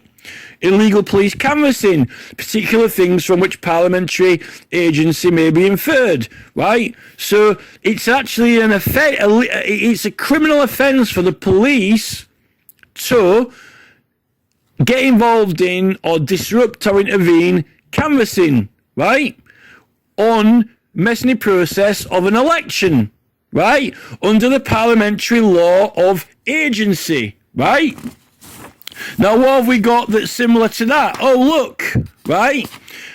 You know, what have we got here? What have we actually got here?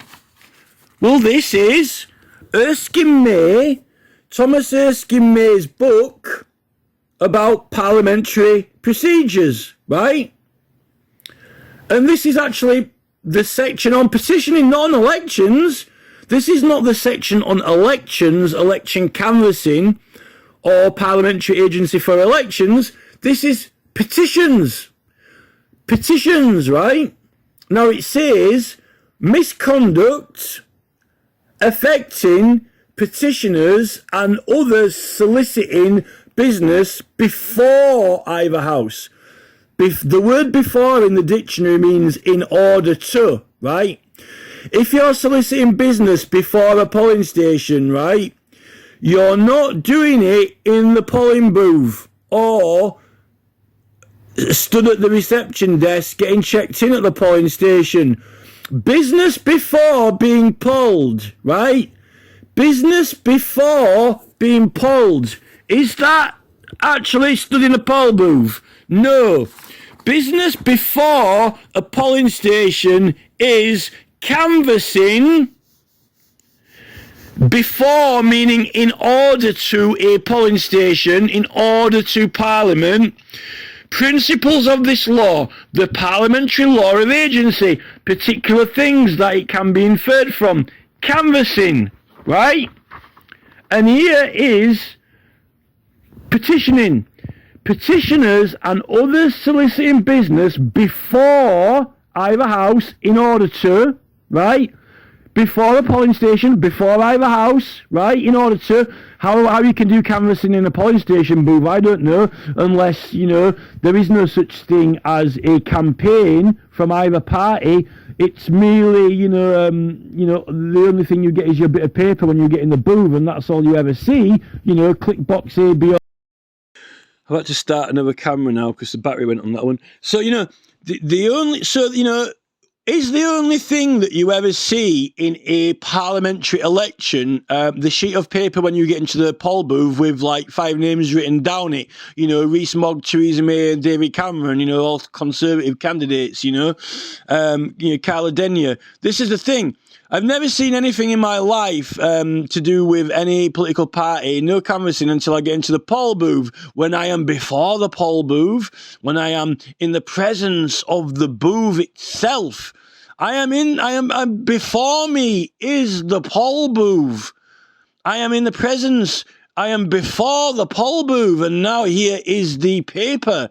And I will now fill it in and tick the box, A, B, or C. I've never seen any canvassing campaign. I've never seen a bus, a battle bus. I've never seen a politician. All I see is this piece of paper. There is no canvassing campaign before a polling station, right? This is the thing. Canvassing. Is that what the clerk in Parliament's doing? When they approve your petition, canvassing. How did you even get the signatures on it? Right? How can you even do it if the police are obstructing you? How can you even go about? How you can even get to the polling station? How can the MPs even put any material up? This is the thing, right? Petitioners and others soliciting business before either house in order to, or its committees, example, council, agents, solicitors, are considered as, and here agents, so if they've got agents, then surely it's got to do with parliamentary agency, right?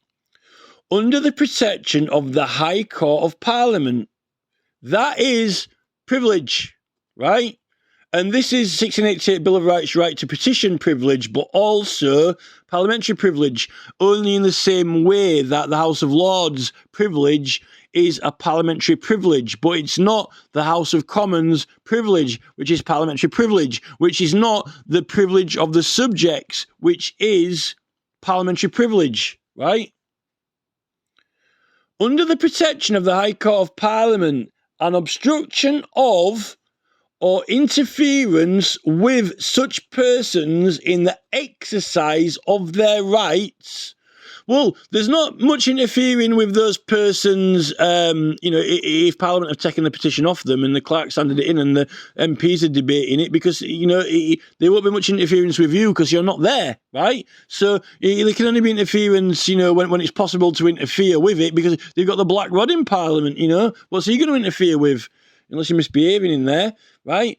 The exercise of their rights, well, which right might that be? The 1688 Bill of Rights right to petition, or the Parliamentary Papers Act 1840? And in fact, that Parliamentary Papers Act 1840, there were legal cases, that Mandela versus Wright case, which said that you didn't need a certificate from the Speaker. So that means that you don't even need the clerk to approve it. And also, it said that newspapers get it, and it doesn't even have to be, it can be an abstract. It can be an abstract. There was a legal case that decided that a newspaper can make an abstract of something that happened in Parliament as long as it's faithful to it, right, and honest, right? That means that it's not words that are approved by the Clerk of Parliament. That means that the Clerk of Parliament has not approved the words in the newspaper which are abstract, right? Like stop the ULEZ, that's an abstract of a ULEZ petition, right? Stop the ULEZ is an abstract of the Stop ULEZ petitions, right? You still get protection of that act. You're still entitled to the protection of that Act, right? Now, that actually means that, according to this, right? According to this Rees-Mogg tosh, right? You could, according to his opinion, Parliament could debate something, and then once it's been debated and then published, then, sharing that, even abstract, you can be protected. So effectively, according to Rees-Mogg, after someone's debated a petition and after all the signature collecting is finished, then you can share it to the public in abstract and be protected from prosecution. But it doesn't have to be word for word as the clerk wanted, right? But that's no good for you to collect the signatures. What's the point in raising awareness of it after it's been debated? The whole point of raising awareness of it is to get as many signatures as you can and to put pressure on the government to debate it. So what use is that? Seriously, Rees-Mogg needs to be put in a chauffeur-driven car and driven backwards in reverse around England, and interviewed at the same time, while like on Red Dwarf, while scoffing up a bottle of wine, in reverse, while puking into a bottle, puking up all the lies that he's told in his life, He wants to be put in a chauffeur-driven car in reverse all around England, right, while he's spewing up all the lies into a bottle, and then we can bottle it up and sell it, maybe that'll be privileged, this is the thing, right? In exercise of their rights. Well, what rights might you be exercising if you're doing some kind of petitioning which is protected under the High Court of Parliament? Might be the Bill of Rights right to petition, right? Or the discharge of their duties, or conduct calculated to deter them or other persons from preferring or prosecuting petitions or bills, or from discharging their duties, may be treated in a breach of privilege. Well, something that's going to... Who might want to deter you from collecting signatures? Oh, maybe the Petitions Committee that won't even allow you to collect them because it won't publish it. It won't even allow you to, please, sir, can I collect some signatures for an election petition to have you removed? Oh, now that's a situation, is it? Excuse me, Mr. Jacob Rees-Mogg, I'd like to get you removed from the government. Could I please have permission from you personally in order to collect these signatures through the website? Is that something that you might like to entertain? Oh, no, not really. We can't have you doing that because you might get me removed. Yes, sir. No, I'll have to disallow that because you might end up getting me removed. Talk about the fall guy. Talk about grappling with Malcolm Jack in his straitjacket, right? This is contempt, right? This e-petitions paper is contemptuous material. It is aimed to deter people from claiming, validating, and having their privileges and rights applied as given by the Constitution of England, right? And this isn't even the law, right? This is just, the potential scope, right? So, the following are instances of the types of contempts causing or affecting the arrest on civil process. Now, that is not only inside Parliament when you've been invited in there, right? Arrest on civil protest of petitioners. What are the civil processes of petitioning? What are the civil mesne processes of doing that activity, right? And then you've got all this insulting and threatening and so forth behaviour. Yet, these are all the criteria of which the Parliamentary Papers Act is designed to protect from being brought against someone. Yet, this, according to Rees-Mogg and crew, this would be inappropriate to use parliamentary privilege for. So what's the point in having it? If it's inappropriate to use it for anything that's worth using it for, or as Sir Malcolm Jack says, what's the point in having it? What's the point in it being there? Because, abuse of a privilege, is no privilege at all. Is that Jacob Rees-Mogg's argument here? If Jacob Rees-Mogg does not abuse his privileges, then he's got no privilege at all. If he can't put out contemptuous, solicitous material aimed to lie to the public and deceive them, then what's the point in Jacob Rees-Mogg having privilege, right? Yet, it is a contempt aimed to deceive and mislead petitioners in the exercise of their rights, okay? And all these are what the Parliamentary Papers Act is for, right? Because the when you're carrying out a process of Parliament, it's for a higher cause, right? And as it says in the legal case, in the outcome of the legal case, in like Mangello and Wright case, and the other ones cited in that Carl Witt book, PhD, on parliamentary privilege, which I've extensively cited, right? It clearly states that, the benefit to the public outweighs any harm that would be put on one individual, right? That's the basis of it in Parliament. You've got no the trouble to take the matter to Parliament, and, if anyone with sense has bothered signing it, short of, blocking Donald Trump from visiting or whatever it is, or, I've heard of 100 idiots or 1,000 idiots or, 10,000 idiots. But, when you've got, 100,000 idiots or 1 million idiots, then, you start to wonder if they're idiots or not, because, 100,000 idiots are, a serious force to be reckoned with. Surely they can't be that stupid. Are they that stupid?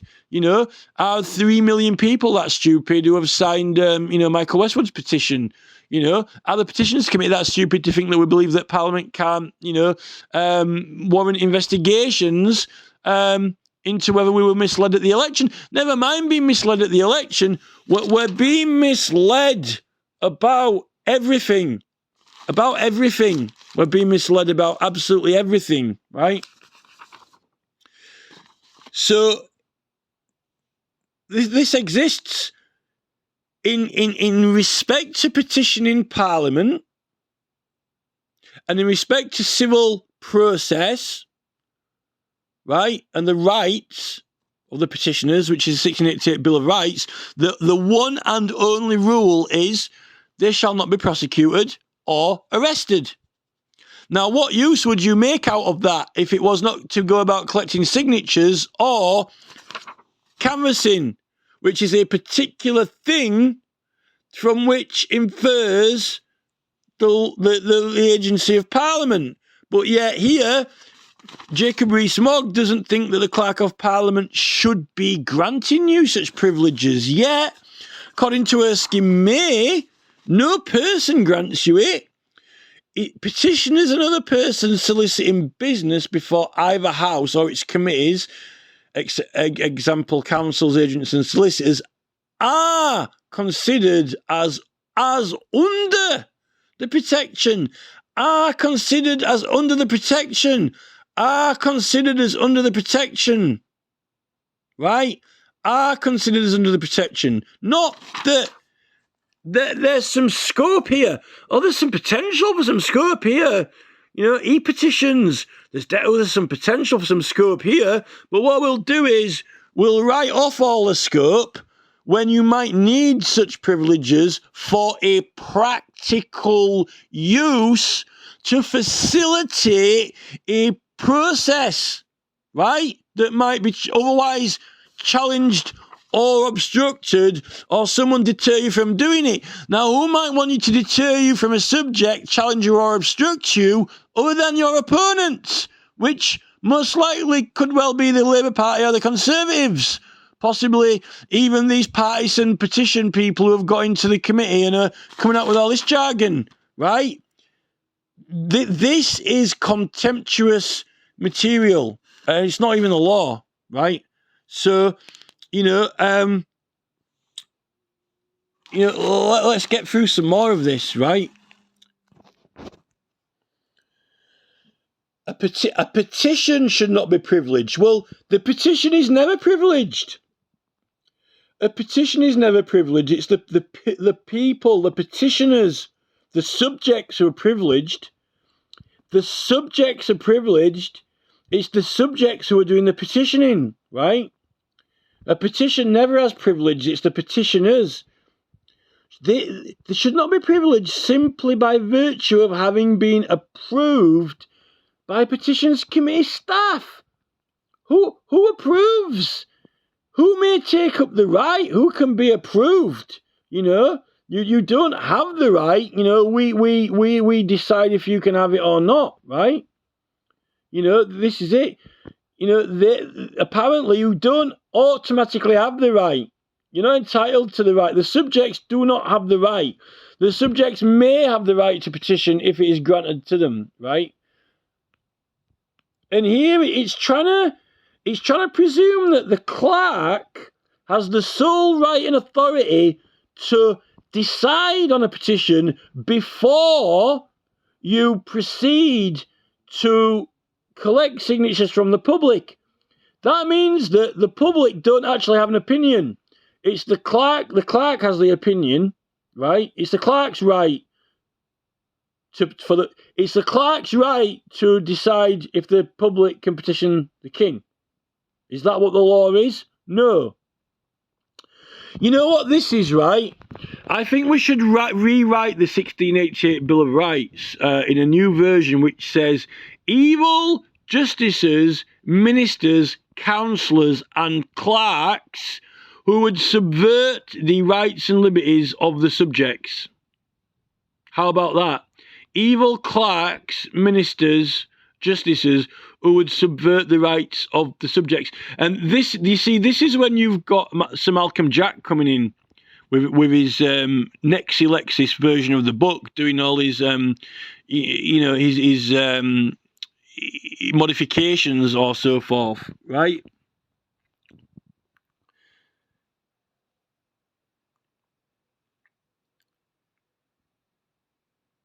The existing paper petition system. Who draws that from the system? It's almost kind of like, right, all right then. So riddle me this, right? This is a great one, right? So, so how, if a petition, right, is not privileged until it is received by Parliament and the clerk has approved the writing, right?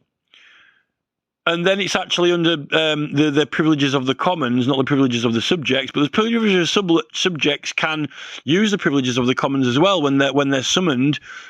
What these people are doing is they're interpreting their own parliamentary privilege, and they're saying that that's ours. You can't have that. We're elected MPs. We've got that. You don't. If we summon you as witnesses, then you can have it. If we order something published, you can have it. But they're completely ignorant to and omitting our rights and privileges, which is for the messing process of petitioning. And when it's submitted to Parliament, we're allowed to have those privileges as well, which should be, on the parliamentary website, right? How riddle me this, Rees-Mogg, right? When someone's sat at home, right, according to Erskine May and to the manual of procedure in the public business, anyone can write a petition and post it to the House of Commons, and you don't have to pay postage on it. Now, is that privileged in the post? Yes or no? Well, of course it is, because you're privileged. You don't have to pay the money because you are sending a communication to Parliament, having it delivered, right? Delivering. Now, that's not been checked by the clerk because they can't see the wording on it. So how does it get to Parliament? How does it have the privilege to get into Parliament, right? So how can Rees-Mogg answer that? How can it possibly get into Parliament? Through the post, if the clerk has not seen it and not have to pay postage. right? If it doesn't get privileges until afterwards. So that is another very strong piece of evidence where Jacob Rees-Mogg is living in La La Land. And this is the man who's broken every election rule possible and known to mankind and is receiving very large sums of money from GB News in his pocket, when a lot of people could, make a lot of, could put that money to better use for their own political ends and causes, particularly buying these books and buying these documents which prove that Jacob Rees-Mogg is a liar and a criminal, 10 times more of a criminal than I thought that. Right then, so I'm continuing recording now because I had to empty my memory card and start again. So I got to the point where basically this material here is contemptuous. It's not law, and it's not any standing order or resolution. It is merely Jacob Rees-Mogg and a bunch of other MPs, if that's the group that did it, effectively trying to claim that basically, in their opinion, we shouldn't have privileges for e-petitions, which would mean that we don't have a right to form a group or body.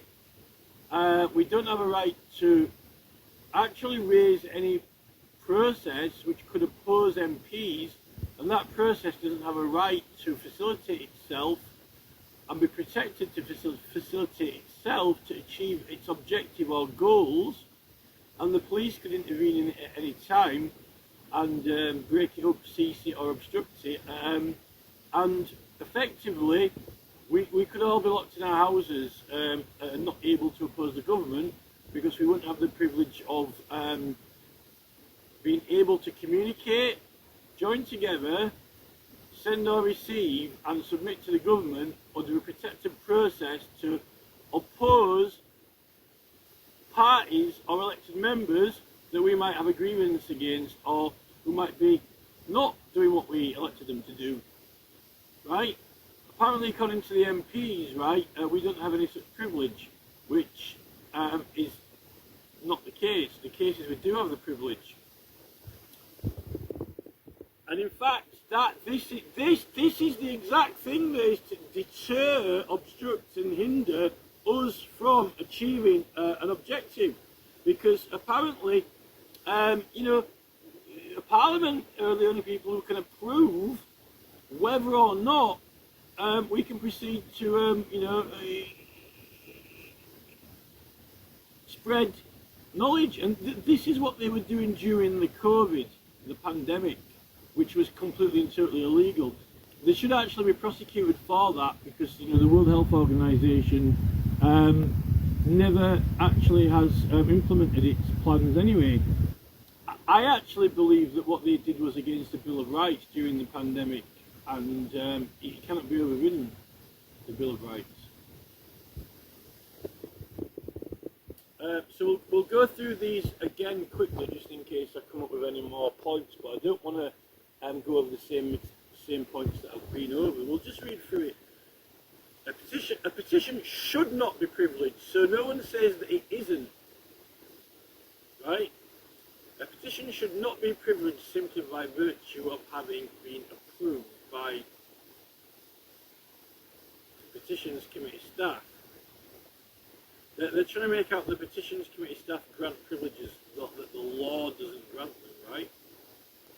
An analogy may be drawn to the role of the clerk of public petitions. Oh, it's just an analogy though. We're not saying that it is them. Petitions in respect to the existing paper petition system. She may approve the wording of a proposed petition to the House, which is then prepared and circulated by the petitioner to collect the signatures. Well, it's not prepared by the petitioner. Now, this paragraph here is paragraph 53 could not be more contemptuous. She may approve the wording of a proposed petition to the House, which is then prepared. Well, by? Well, who's writing the petition? And whose is it? And circulated by the petitioner to collect the signatures. Oh, we may circulate it after we've been given the right by the clerk. What absolute tosh! This is what they were doing in the pandemic. You see, that is the mentality, the attitude, and the principle they applied unlawfully in the pandemic. And I think that those MPs and the government should be prosecuted for treason for that, or perjury, or some sort of contempt for what they did in the pandemic. Because we've now learned that the pandemic was a lot of tosh anyway. But it's the WHO, the World Health Organization, plan sought to do that as well, right?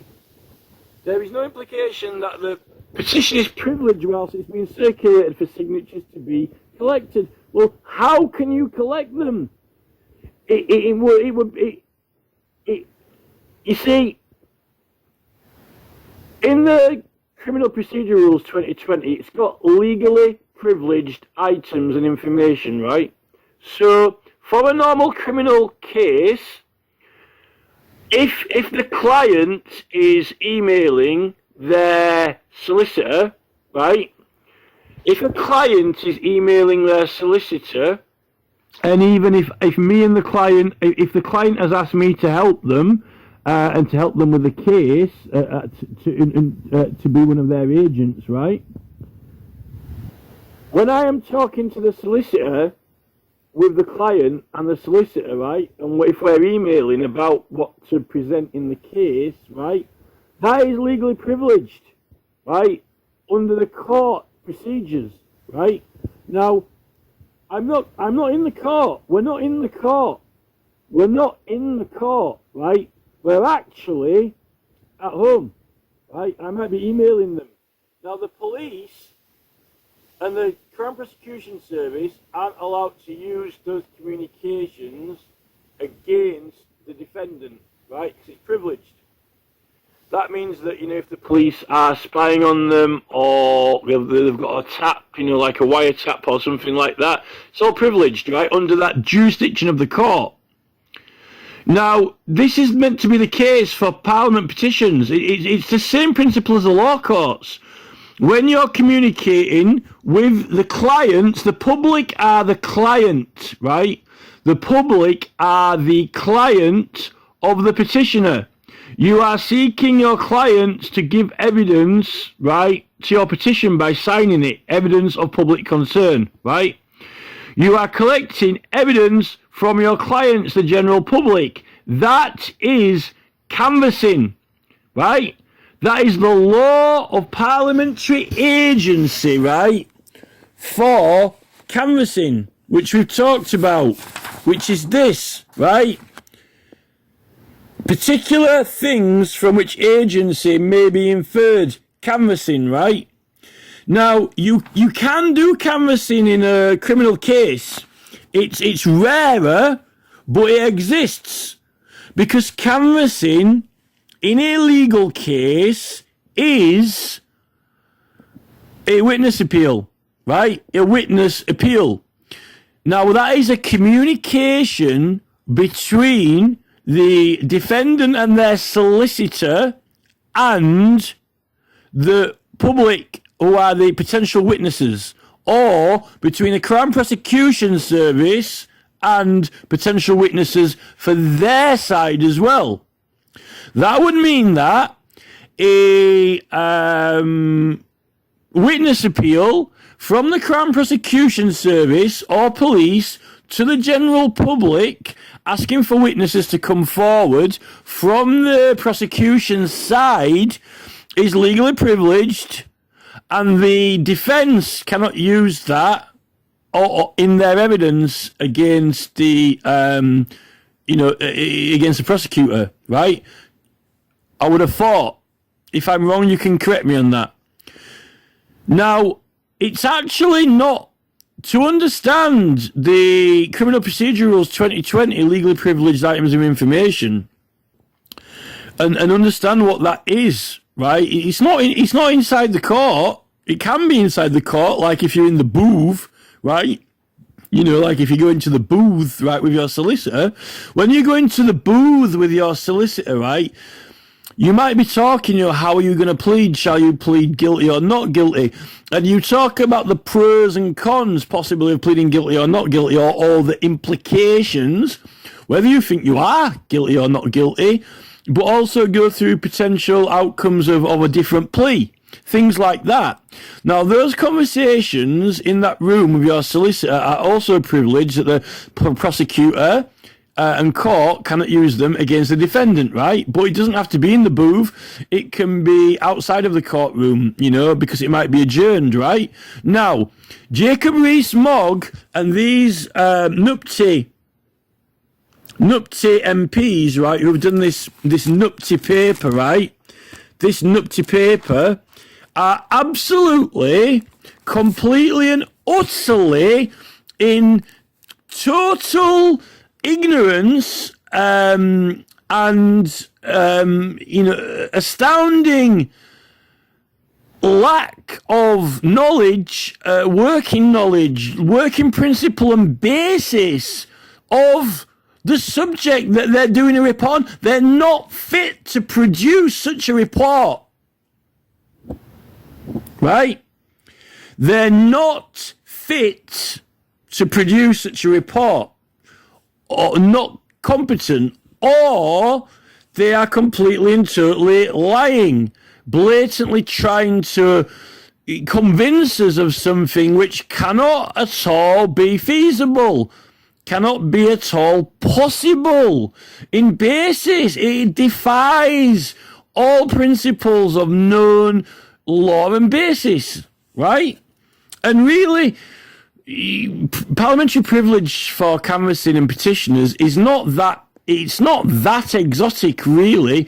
It's not just such a peculiar or arcane exotic species of law when you take into account electoral law, the law of agency, and criminal and civil processes that have things like legally privileged items and information which are part of Mesny process as well, because it's synonymous, but under the jurisdiction of Parliament. To claim that no such thing exists or there will be no such use for it, why does it exist that a defendant and their solicitor are protected from the police and prosecution in their communications or in their canvassing? As I said, legal cases, civil and criminal, may require, on occasions, depending how much money you want to spend and what kind of case you want to prove, how many witnesses you want. Look at Donald Trump with all these. He spends millions on legal cases, on lawyers. What do they do with it? Or just keep the money themselves? Do they make good use of it for evidence, using all legal processes, putting out witness appeals, getting subpoenas, all these various different facilitations that are available in the legal processes, making full use of a full array of processes, right? And witness appeals are the canvassing of criminal and civil cases. They are. Witness appeals are the canvassing of criminal and civil cases. And it falls under legally privileged items of information because they are communications between and from the defence with their solicitors, barristers, agents, and any potential witnesses on their side who are only contacted through witness appeals, right? So why would you want to be protected? Why would you want to be protected when you're petitioning, gathering evidence of public concern? Why would someone want to either A, prevent you from doing it, or B, somehow invalidate that? And another thing, in a legal case, civil or criminal, you're trying to beat your opponent and get the best evidence that you can against them. Now, in Parliament, your opponents might be Conservative or Tories. Now, if they're using these clerks of Parliament as these supposed guardians of the rights, then they're actually obstructing people's rights and claiming that they're the guardians of the rights, whether they can have them or not, when you have them from the start, right?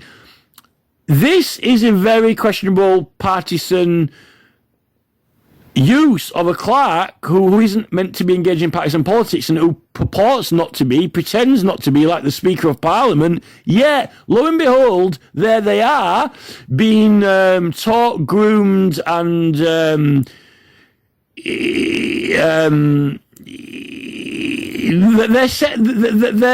they're being used as a very biased referee who is not impartial, and a referee who is actually taking your legal rights away from you rather than defending them and protecting them. And,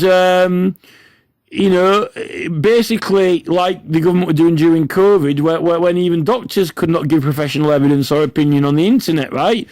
The Bill of Rights needs to be rewritten to include evil clerks,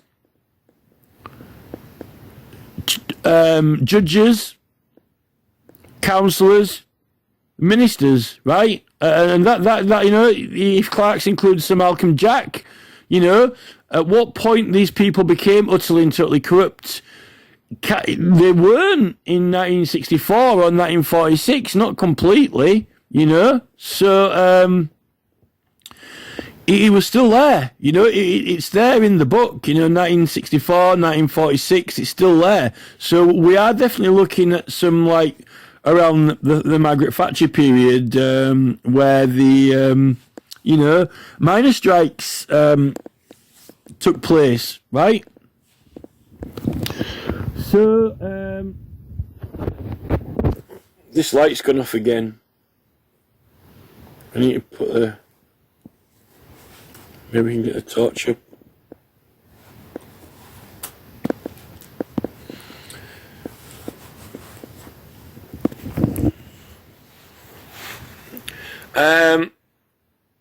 Neither should the fact that the House is publishing the petition and providing the means by which signatures may be collected. Well, we're paying for it, right? That's the fact. We are paying for it. We paid for it. They didn't pay for it. We paid for it, right? And we elected them. So, firstly, they won't be there if we didn't pay for it, and secondly, they won't be there if we didn't elect them, right? Now, the clerk might have been to university, and they might have a degree in politics, right? And they might have been trained up by, Jack the Ripper, who knows, right? But the clerk has not been elected by the people, right? They might have an education by university, but the clerk has not been elected by the people, right? And justices are meant to be elected by the people, right? So I don't know who this clerk is in the terms of guardianship of rights, but clerks used to do agency work, for private parties at one point, but they put a stop to that, Maybe they should put a stop to clerks, adjudicating petitions, because at the end of the day, we're opposing. We want the best evidence possible, right? Now, if the clerk is not on a side, if the clerk of Parliament is not partisan, if he's neither Labour nor Conservative, then he's not actually in opposition.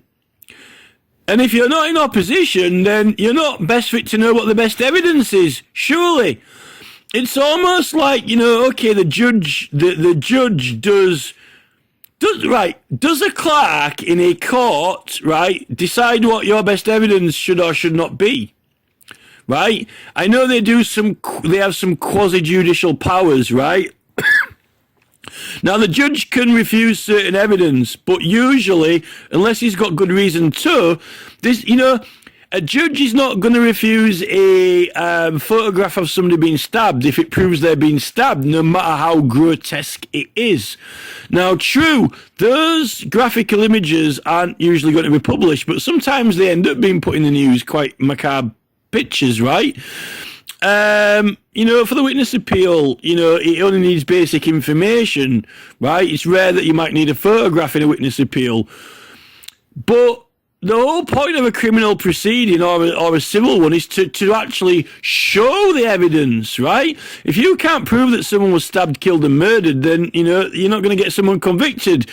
If you aren't going to prove that your wife was sleeping with someone else, then, you aren't going to prove adultery, are you? And you might not get a divorce, even if it's a photograph of her having sex or a video clip, right? So, when you're opposing these governments, right, obviously, there's a respectability, but to wit, you want to make and prove your case. Now, what I'm finding is the Petitions Committee, this team that have got this unit, are actually a covert, highly politicised, partisan group who are there acting as double agents for the Conservative and Tory party and Sir Malcolm Jack and their other predecessor clerks, doing everything that they can under the sun since Margaret Thatcher to completely, totally undermine the rights and liberties of the subjects, which is explicitly forbidden in the Bill of Rights.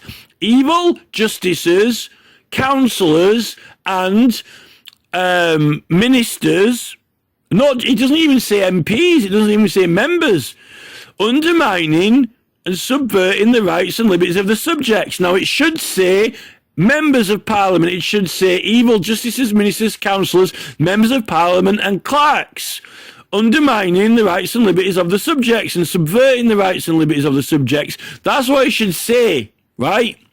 Because no clerk in any court has ever told a claimant, a victim or a defendant how to formulate their case or what it should be, right? Now, there is a traditional clerk of the Journal Office role of having a look at petitions or advising a petitioner, right? But that advisorial role has never been an auditor.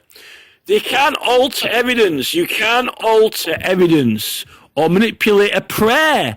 It's a prayer. Now, they might be able to advise on etiquette and so forth, but we have to understand that the most of the parliamentary quirks on petitioning was about form, neatness and form. Before the print, when people used to use handwriting to write eligibly, for people's signatures to be eligible, that was more than half of it. Now, as it, with the removal of swear words, right? Now, the rest of it is you got poetic license and poetic prayer. Now, if you want to do it to wit, then that's up to you. You know, the Parliament are paying for the delivery of election material under parliamentary agency, to wit, like, little tiny Ed Miliband, pictures that are being paid for being delivered, So, this is it, right? The point at which an e-petition becoming a proceeding in Parliament would be point at which it's considered by the Petitions Committee itself, right? Well, it's not, collecting the signatures is Mesny process, right?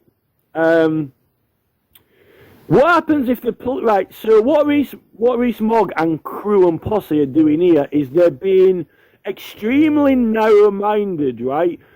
It's almost like Alice in Wonderland. They're trying to be so narrow-minded that they can shrink through an impossible gap which couldn't possibly, they couldn't possibly, get this through, get this passed, because it's like all through history, and shrink the importance and relevance of this so small and tiny that no one would, blip, it wouldn't get off the radar, and then, enlarge it back up again that it's a big deal, right, that, that they've done this, right, without getting pulled on it, right? Because it's like saying, nothing the police does merits any special powers to facilitate what they're doing. And then after kicking down someone's door, right, racing around the streets at 50 miles an hour, putting a few windows through, the police managed to catch a serial killer. And then when they get to court, the judge refuses the evidence and decides that it's not submissible, right? And at that point, right, shall we say that the police weren't privileged, they had no protection, and they have to pay for all the doors and the windows, and the concern in the streets from racing round. But, miraculously, no, the police were operating to legislation which facilitates and enables them to do what they're doing, right? They don't like, oh, sorry, the judge has turned this case down. I'm sorry about your front door. Now I'll have to pay for it and go to prison for kicking it in because there was no need to do it. No, I had reason to believe at the time. I had reason to believe that the criminal needed to be pursuing, right? What Mog's trying to make out is that no one could possibly need or use any rights.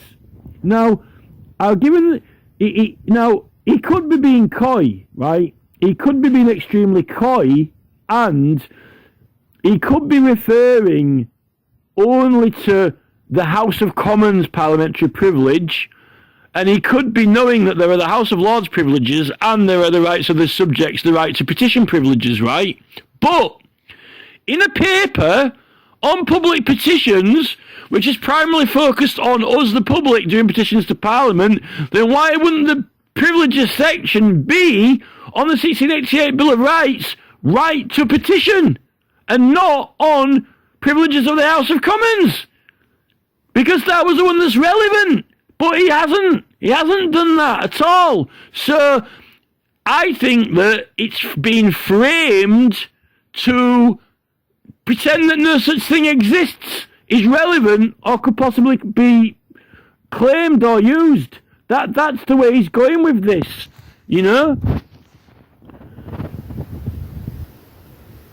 And later on in the process, at the end of the 6 months, all this 6 month business and so forth.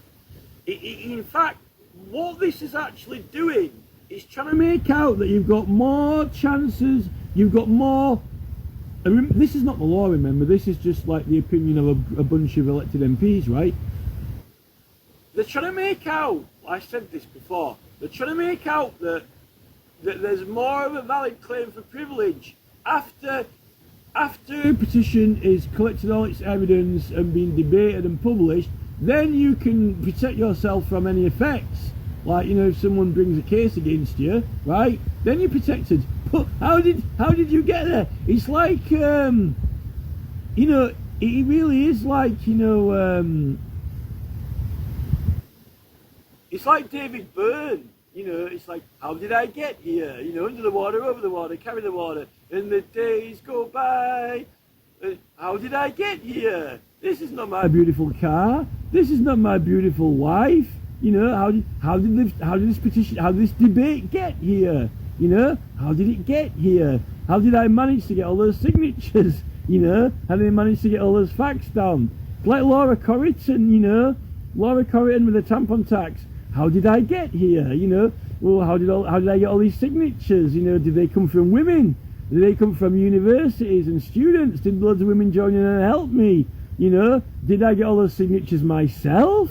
Did they all just come to me on the internet? How did I get here? It's Theresa May, she's flowing with the water, carrying the water, as the days go by, how did I get the tampon tax reduced, It was just me, Laura Corrigan. I just, I'm like a magnet, like, I've got a magnetic personality. It wasn't, half the women in England who wanted to save a bit of money, oh, we'll join in this is good fun, and Theresa May's with it as well, and look, Paula Sheriff. Look, the wind's blowing our way. We've got half of England, for the cause. It'll be all right. If you're trying to think of something that all men buy and need. Maybe football. Maybe. Well, they reduced the money on football shirts after I sent out some stickers to all the football clubs. I sent out some BentCop.biz stickers to all the football clubs, and the next thing they knocked £10 off the shirts. Right? That's got to be something compared to tampon tax. That's got to be worth something. This is the thing. Mog doesn't believe that we've got a right to. We're protected from Mog. Effectively, right? We're protected from our opposition, enabled to oppose them. And it may be the police, right? We're protected from the police because we might be opposing all the security cameras the police are putting in, right? And otherwise the police could shut it down. It's like Big Brother Watch. And that's the basic principle behind legally privileged items and information in a legal case. And I don't think that these people in these petitions in this procedure committee review were taking into account all those legal processes, yet someone inserted it into the 2020 criminal procedure rules, right? And I think the one before that, but it wasn't in the 2005 ones, right? Either they didn't really, well, they don't, these people don't necessarily work in justice, so, in the justice sector, so I don't know whether Mogg he knew well about legal processes, or whether he was a little bit short on it in his head, or whether he just blatantly and completely didn't give a monkey's F, and he completely and totally and utterly is in absolute contempt, in full knowledge of all working legal processes and principles in other areas of law, which is, it's nothing unusual in parliamentary practice. They shouldn't have similar or the same facilitated processes as in the other lower courts, but for a higher national jurisdiction. You know, I mean, it's the canvassing is the effect of the witness appeal, but it's a species of legal case which is more heavily reliant, primarily based on appealing to the public, right? And now less focus on the inclusive articles that are submitted, other than the the clientele from the public you can get onto your side to support it, really, you know. And on that note, I'm going to have to read the rest of this paper, or I'll never get through it. And if I keep stopping like this to talk about it, it'll take me like a whole day to get through it all. But, you know, when I got to this section on petitions, I mean, this is actually, this is the reason why the Speaker and the Petitions Committee have been obstructive. This is not law either, like I said. So, you know, the Erskine May books and the Herbert Broom books are very compelling evidence, but the evidence is really in the existing processes which are the same. The evidence is really in the legal processes, you know, the equivalent in the legal processes to define what it even is that you're doing and why you would need to do it. Why do you need these things? Why do you need these, you know, why does a solicitor and their client need privileged communications, right? Why? And then you might say, well, why do the public need privileged communications with their clientele, right? It's no different, you know?